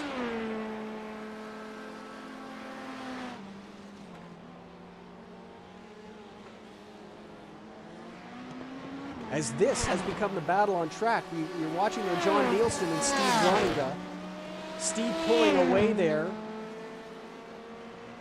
He's going by Kelly. What's going on with Rowan Kelly? Lap 21. Unsafe pit entrance and a 15-second hold for the 222.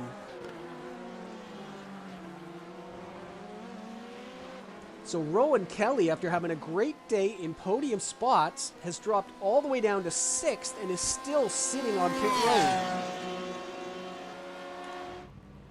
There is the gold Lamborghini. You can see McLean is making that final pit stop. Finally released, but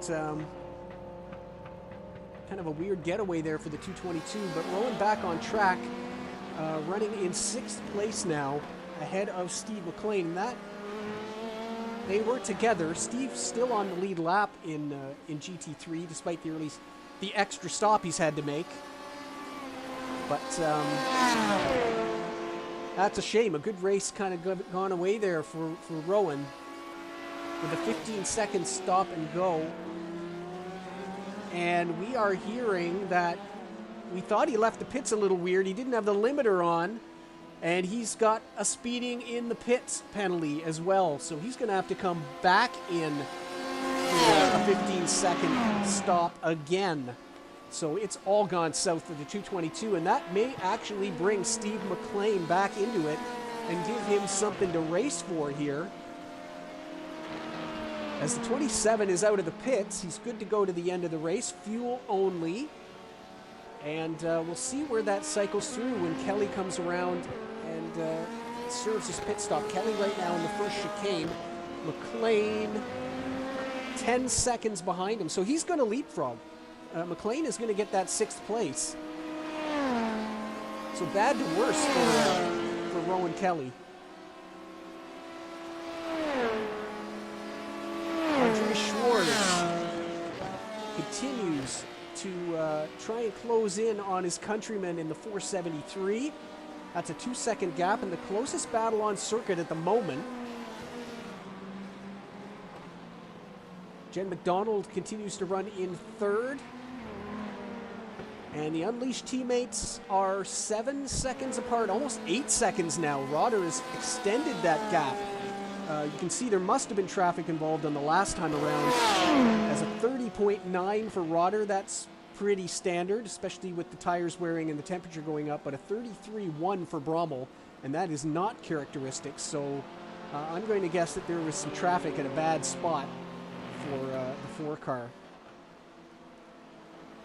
Jacob Wally continues to lead in GT3 AM, running the livery rotation schedule that he gave to us when we talked to him on pit road in Brazil. And then you can see that gap from Manathan Guerin to Aiden Campbell has opened up just a little bit through the pit stops. Nothing really to it as far as time stopped or time on pit road, so it's happened on the maybe on the in and the out laps.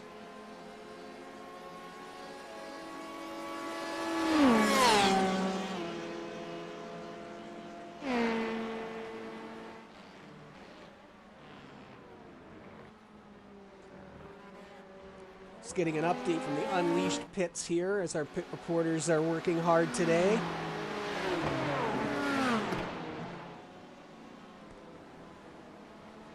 Yeah, and bad traffic. Having to catch people at just the worst times is what's happened to the 4 cars. You can see those lap times. That was a 33.1. Where is Brommel on track?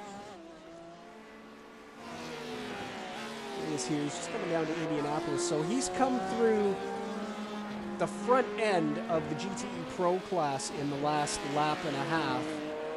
And so obviously being careful with that battle in the points. He's done a good job, but it's cost him some time on track. You see, he's just now got the leader to go through next.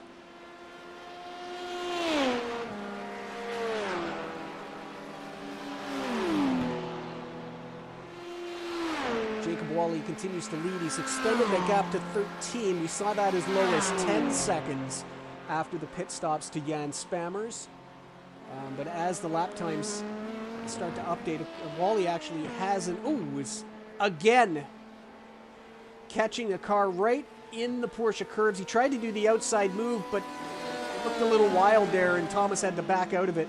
So he's going to lose more time here. And just wait until the Ford chicanes are done.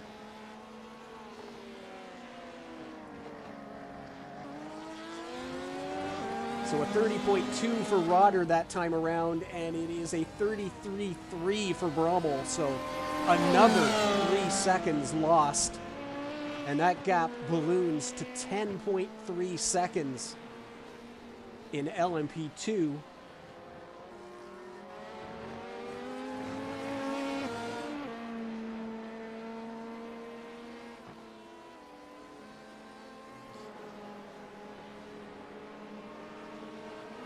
Checking back in with Barklow in 6th. He's 7 seconds back still of Schwarz. That gap still holding around 2 seconds.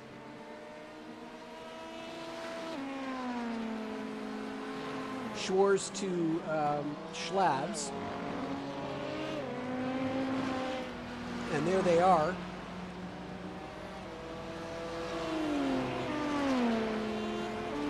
Closest two on the track now. Barklow's in the pits. Lap 25.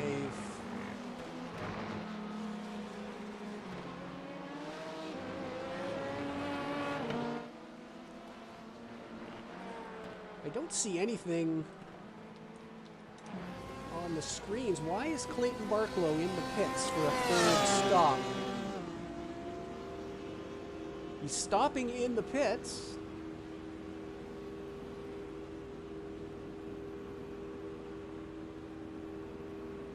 I have no idea what's going on there. Is this his final stop? Did he short fuel? Did we miss that? This could be his final stop. Everybody will have to do a splash and go. But I don't know if he did a very short fill or if he's just filling it up now because he can. At any rate, this is the third and final stop for the 818. And 40 seconds stopped. So something...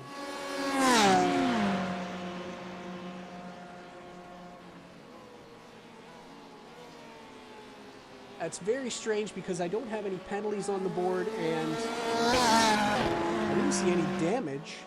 But a 41-second stop for the 818. Barklow drops to 7th. Keith Rainey is going to take that position as a little wiggle out of the second chicane for Oliver Schlabs. He's pushing it. He's got pressure from behind.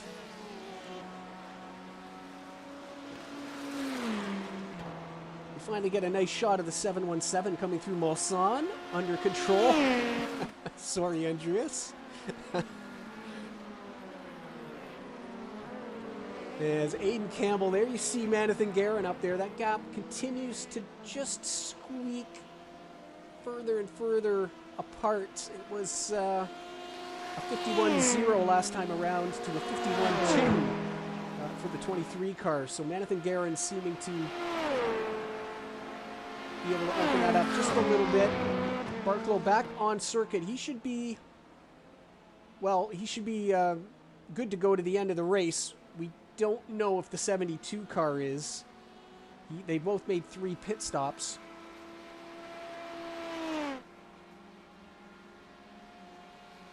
See way in the background there that fourth place battle actually with Rowan Kelly's problems.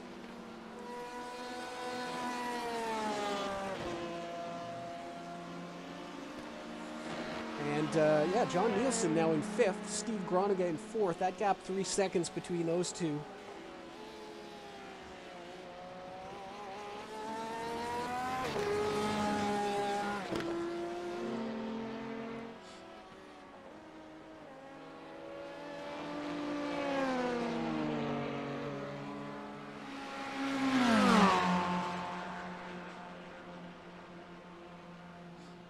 Kevin Hansel coming by.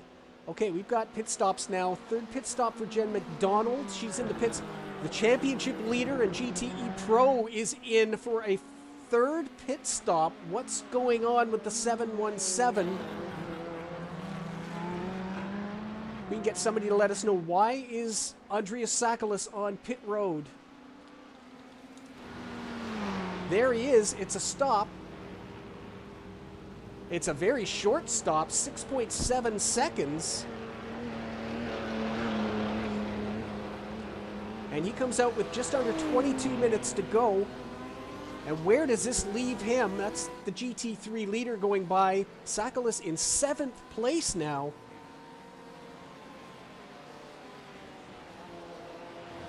So they calculated a splash and go for the 717, and he decided to take it early rather than late. And I'm not sure the rest of the GTE class is going to have to stop. So that's an interesting development with major championship implications. Poseland running in 2nd, and he seems to have that position under control now with a 5-second gap on Amantis Shalakis. And Hayden Fowler, who we know is suffering from front end tire wear, now running a solid 4th. Doesn't look like he's got anything for Shalakis, and he's got a large gap on his teammate in 5th. Almost 20 seconds on Manathan Guerin, so Andreas Sakalas is going to have to hope that some cars in front of him need a splash and go as well, as he comes through the first chicane with 20 minutes to go here today.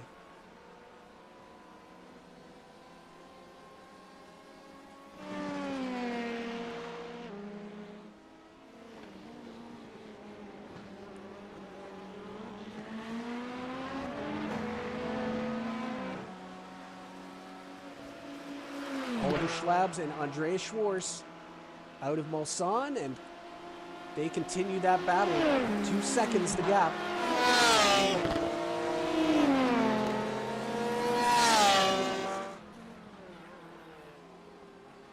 Jen McDonald has dropped back. There you see her. Currently listed in 5th place, but she's made her final stop and is good to go to the end. Dennis Rotter in the pits. We'll start to see now how this back and forth fuel saving short fill strategy is playing out. As I believe that's John Nielsen in the background, or was that Hugo Hibert? Rotter in the pits. It was Hibert in the background in the 34. Doesn't hit anything back on circuit. There is Rotter on the pits, and it shouldn't be too much longer. 10 seconds stopped.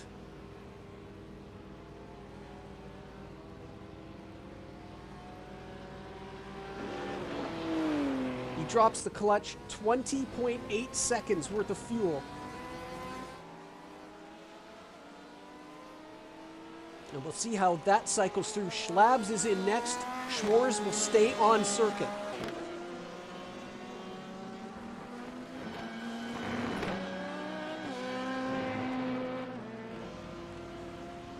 So the final stop's underway in GT, or in LMP.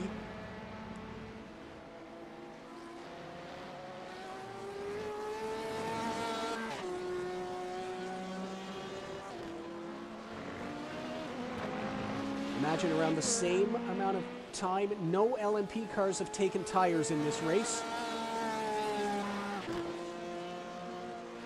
Schwarz trying to get a good lap. He flashed his lights wanting to get through there, but Shalakis is in his own battle, and that's not a good place to go through. He has to wait for Ted Rouge. And now he's through. Schlabs in the pits, 20 seconds. 23.8 as, oh, that's the GT3 leader is around. That is Jacob Wally. We saw another car involved there. It looked like the 34. He clipped the wall. We saw it, but very lightly. Is that Spammers right behind him? That could be a battle. It is a battle now for the lead in GT3. Just 2 seconds separate the top two cars. And as long as there's not damage, Jacob should be fine. He's had the pace. He didn't lose the lead, but we'll see what happens, and we'll watch the lap times of the 827 very closely. 17 minutes to go.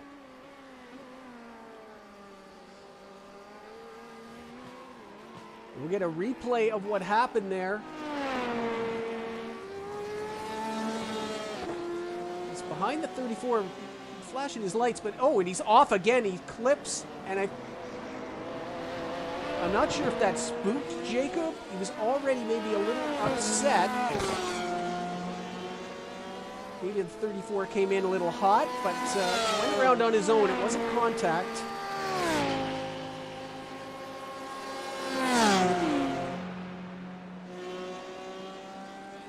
And that gap has not come down. I don't see any visible damage on the 827.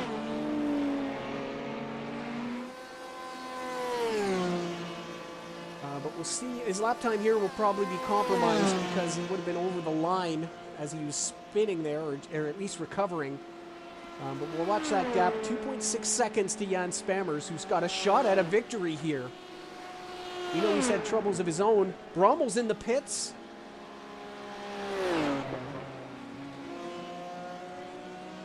And we'll see how his pit stop compares to the 20.8 seconds of Dennis Rotter. He's still not actually made it to the pits.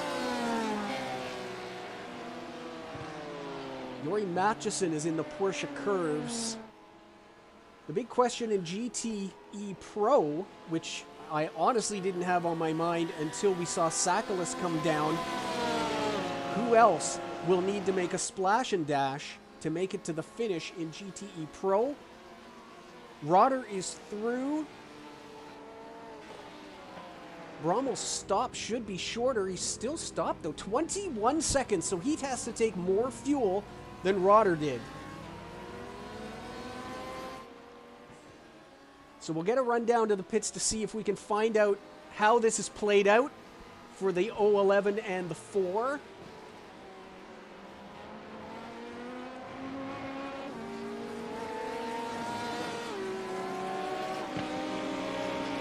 But stopping later and stopping longer for Thomas Brommel, and he's now 17 seconds behind his teammate. We're so used to seeing these guys come over the line together, but Dennis Rotter is going to have a decisive win unless something miraculous happens out there.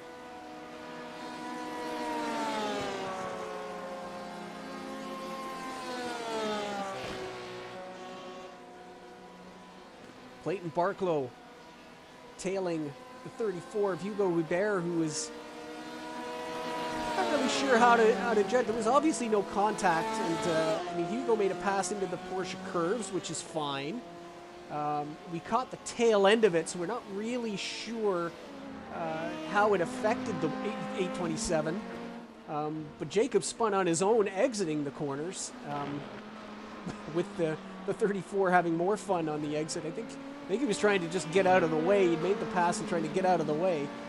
And it all kind of went south. It's given us a battle here for GT3 AM race lead. It's a 3-second gap. We'll continue to watch it.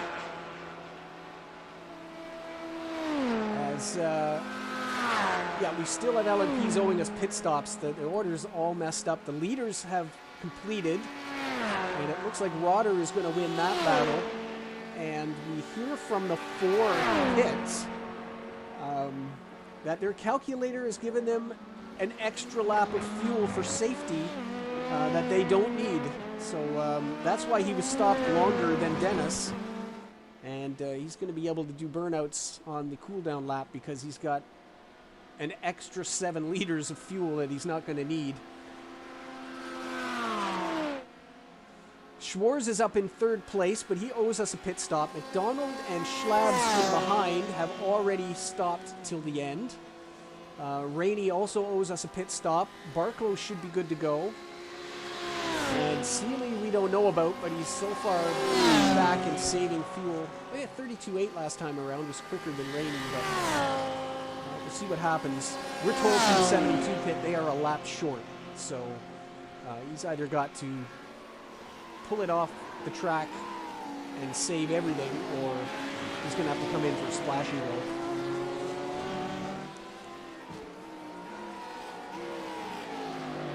James Posland. I think he knew the competition was going to be close. And if you told him second place with Fowler in fourth and the championship leader back in seventh, he would have taken that in a heartbeat. GTE is going to be unbelievable for its final race at Spa-Francorchamps in 2 weeks. 11 December, we'll have all the action for you right here on YouTube on 12 December. Schwarz has made it to the pits. We'll finally get a little more clarity on the front end here in LMP. Where is he going to cycle through compared to Oliver Schlabs? That's the battle for fourth place. Oliver in the Porsche curves right now. 11 minutes to go. It should be a fairly short fuel stop. Schlabs exits the Porsche curves down into Corvette.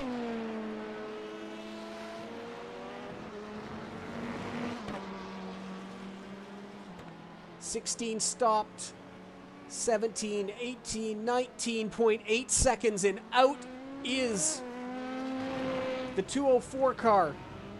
And he is going to make this pass, it looks like. Here comes Schlabs. Oliver Schlabs has dropped to fifth on the pit cycles. There is the gap. Rainey is making his final stop in behind, but Andreas Schwarz, after a incident in the Porsche curves,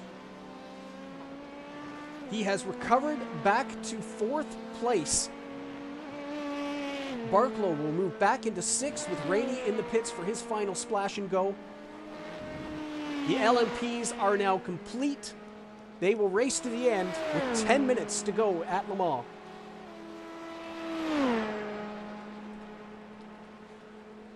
Back out front, Jacob Wally seems no worse for wear. He did a 4:08.06 the last time around. There you see Spammers in behind, who was 0.2 of a second behind. I think that wing, the left rear of that wing, is that hanging lower, or was that just the angle we were looking at? It doesn't seem to affect. They've just come through again. 4:0.222 seconds and a 4:01.158 for Spammers. So that gap extends to a little over 4 seconds. So for all the drama, and we know what a cool head Jacob has, he seems to be able to have it under control. The car is no worse for wear. It was a very light touch on that left rear corner. And he may have this in hand with 9 minutes to go now. Rob Rodriguez Jr. looks like he's going to debut in the GT3 AM class in a podium place. So a great run for him. Promise we'll have his proper number on the car at Spa in 2 weeks. Steve Groninga having a clean race. We've checked in with the pits. He tends to get fumbled over, and Paul Seeley had a grid penalty for today for spinning him at Monza. Steve Groninga has reported a clean race today, so for him, he's very excited about that and is running in fourth place. So a good run for the American in the 59 Ferrari.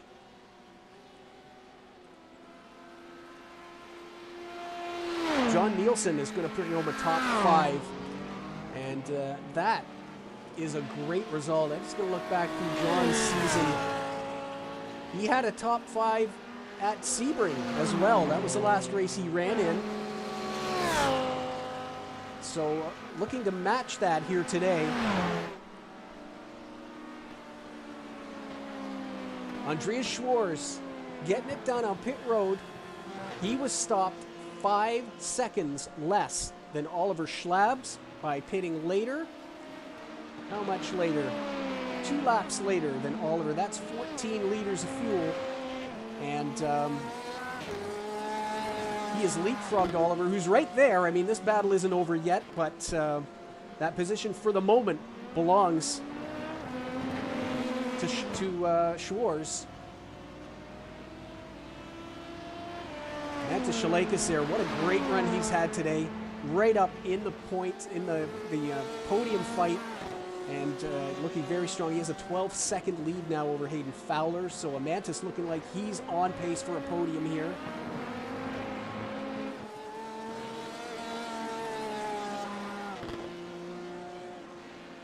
I'm trying to do the math in my head here, but we'll wait until it's official and see how close this GTE Pro battle is going to be heading to the final round.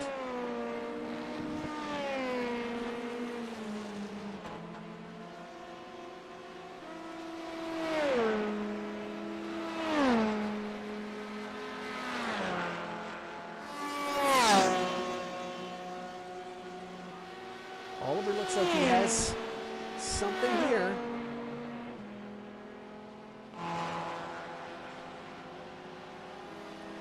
Hugo Hebert in the pits for a 4th time. What's going on there? Looks like it's a splash and go. Sorry, in for a 3rd time. So yes, this is a splash and go for the 34. That's the 2nd car we've seen on pit road. Sakalas already has been down pit road. We're pretty sure there are cars out there that can make it on 2 stops. We will see.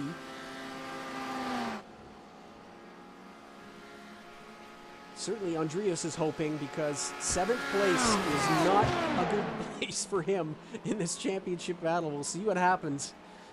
Rowan Kelly, oh, a good day gone bad. I really feel for the 222. He's back in 6th place. He's actually overtaken Steve McLean again. But he had an unsafe pit entrance, which cost him a 15-second stop and go, and then exiting the pits, he missed the speed limiter and had to come back in for a speeding penalty. So I believe he was running in 2nd early on in this race for quite a while. Rowan back in 6th. It's that battle in GT2 AM. 4 seconds now the gap. Both cars getting a tow down Mulsanne.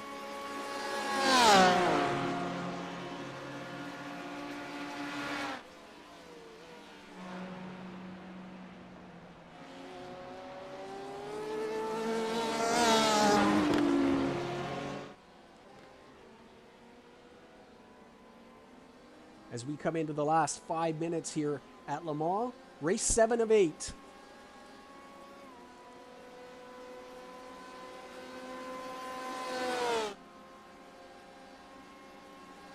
And running 9th in his debut with Hugo Hebert in the Porsche RSR.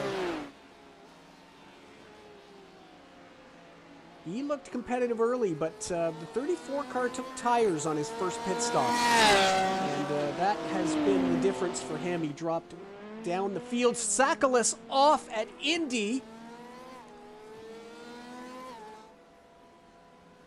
That's not going to help, as he's 15 seconds behind Aiden Campbell. And we'll see if anybody needs to stop.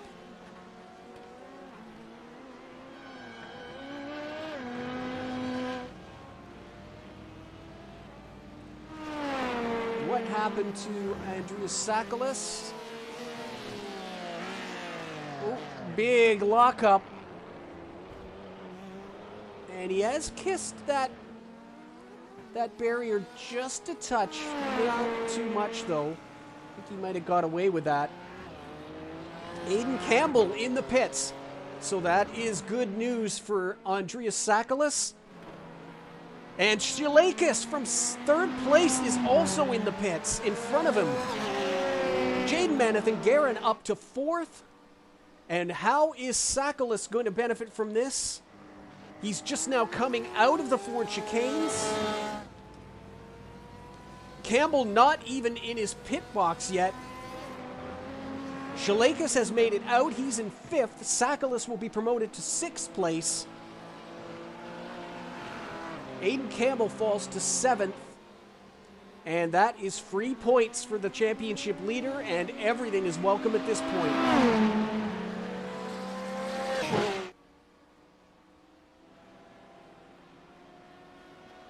2 minutes on the clock. There is Dennis Rotter. He will get 1 to go as he crosses the start-finish line next time by. Just entering the Porsche curves now. It's been a great race again for the Unleashed team. Their strategies varied, and Brommel, I think, getting caught out by how much fuel Rotter could save in the early on. You saw Rotter always in second place, saving fuel. He was dipping the clutch again. Zerino also pitting for a splash and go in GTE. And then when Rotter got the lead after, I think it was the first stop, he got that slowdown penalty. And I'm not convinced it wasn't on purpose or if he actually had one. But that put Brommel in front again, and Rotter went straight back to saving fuel. And seems to have been the difference. A little bit of a mistake we heard from the four pit box, that they added an extra lap by accident. But I'm told that it was indeed a slowdown, but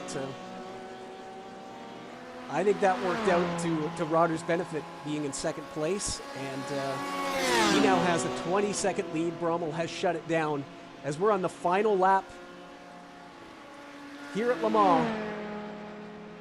We have 2 hours of racing left here in Season 3, and it's going to be a classic.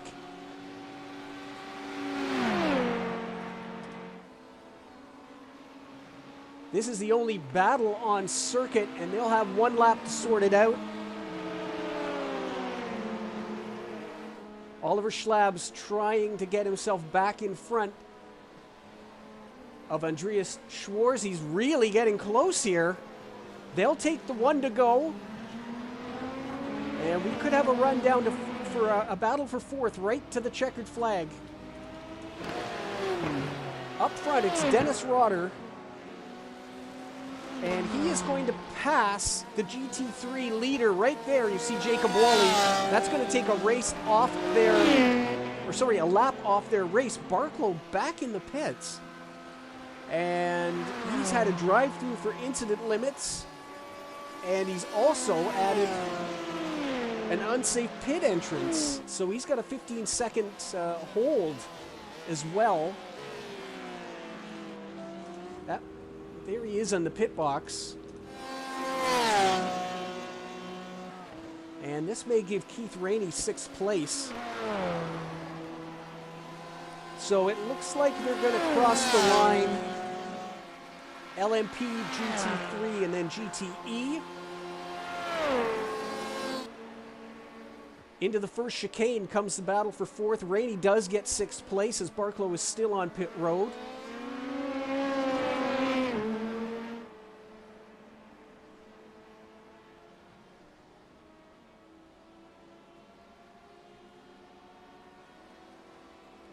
And he's got the toe. This is going to go right down to the wire.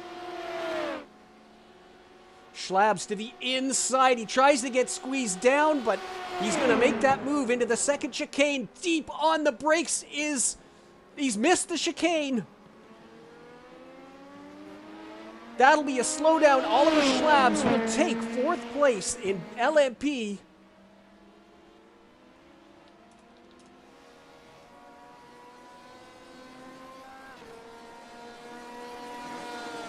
As out of the Porsche curves comes the 011.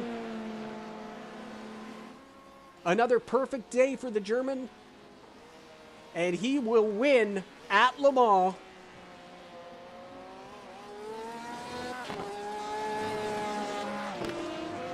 Dennis Rotter wins at Le Mans, his 5th win of the season. Behind him, Jacob Wally. One scare, but he survived it. And the champion in GT3 AM will win at Le Mans just ahead of the 999. There is Thomas Brommel, second in LMP. Jan Spammers, second in GT3 AM. Oliver Schlabs is going to finish 4th.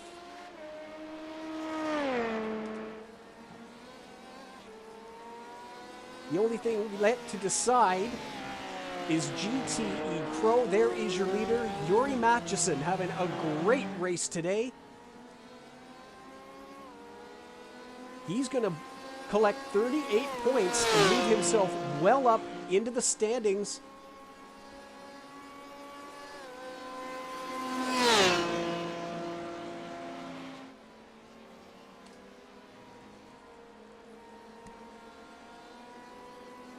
In fact, a win here with 38 points is going to put Yuri into the top 5. His second win of the season, 3rd podium. As he comes through the Porsche curves, Jen McDonald has finished 3rd. That is your podium in LMP. And Rob Rodriguez Jr. has come across in 3rd place in GT3M, debuting on the podium. A great job there. We're watching the 185 of Yuri Matchison, the Dutchman, through the final chicane. For his 2nd win of the season, Matchison wins at Le Mans. In behind, a great day in the points. It's not a win, but it's a great day for James Posland. And with Imantas Shalakas having to pit, Hayden Fowler does make the fuel strategy work. The top 4 in GTE Pro all did it on 2 stops. Hayden Fowler will collect a podium and minimize the damage from James Posland.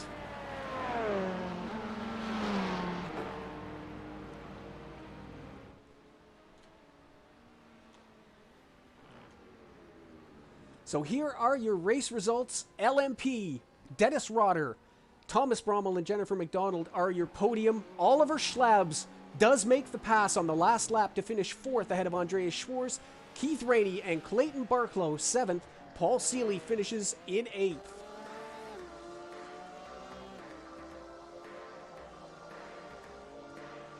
In GTE Pro, Yuri Matchison wins, but the story is in behind. James Posland and Hayden Fowler are your podium.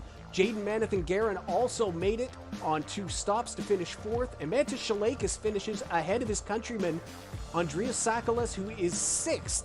Aidan Campbell, Hugo Hebert debuts in 8th place ahead of Kevin Hensel, Ivan Cyrano, and Mark Sonnen. Piers Berry is unclassified. In GT3M, a field that was decimated by U.S. Thanksgiving, Jacob Wally wins just ahead of Jan Spammers. Rob Rodriguez Jr. Debuts on the podium. Steve Groninga, a solid 4th place ahead of John Nielsen. Rowan Kelly had a bad day in the 222. Steve McLean finishes in 7th place. And what does that do for the points? Jennifer McDonald overtakes Clayton Barklow and moves ahead into 2nd with 114. Thomas Brommel, with his 2nd place, is now tied with the American at 110. 4 points between 2nd and 4th. Eric Thomas, not here, drops to 5th place. Seeley still holds on to 6th. However, Keith Rainey now only 7 points behind, and it's 6 back to Andreas Schwarz. And here it is, the GTE updated points. Sakalas holds on to his lead, but it's only 2 points back to James Posland and 6 to Hayden Fowler. What a race it's going to be at Spa-Francorchamps. Yuri Matchison up to 4th with his race win at 105. Cyrano, Hensel, and Campbell. Imantas Shalakas keeps it close in 8th place. Your GT3 points, the champion wins. Jan Spammers now in 2nd as he overtakes countryman Ines Bothma. who is not going to be at Spa either, from what we understand. Marcel Struff, Lincoln Russell were not here today. Gronica is now tied for 5th in GT3. Well, it was a great race here today. We have 2 hours of racing remaining. And the Season 4 schedule released. There it is. We now know the GT3 class will have a Pro and Am division in the Endurance Championship. Barcelona has been added to Season 4. We now have a 6-race endurance schedule. Everybody thought 5 was a little light. So Barcelona has moved over there. For the moment, Road America has also moved over. But you can see all the special events highlighted. Everybody getting a chance to get ready. It's going to be a great Season 4, and we'll have more news as car classes are announced after the Season 1 deployment on iRacing. Well, we hope you enjoyed today's race. We have a classic coming up in 2 weeks' time. Join us on YouTube for the broadcast on the 12th of December. For everyone here at the Night Racing League, thanks for watching, and we'll see you at Spa.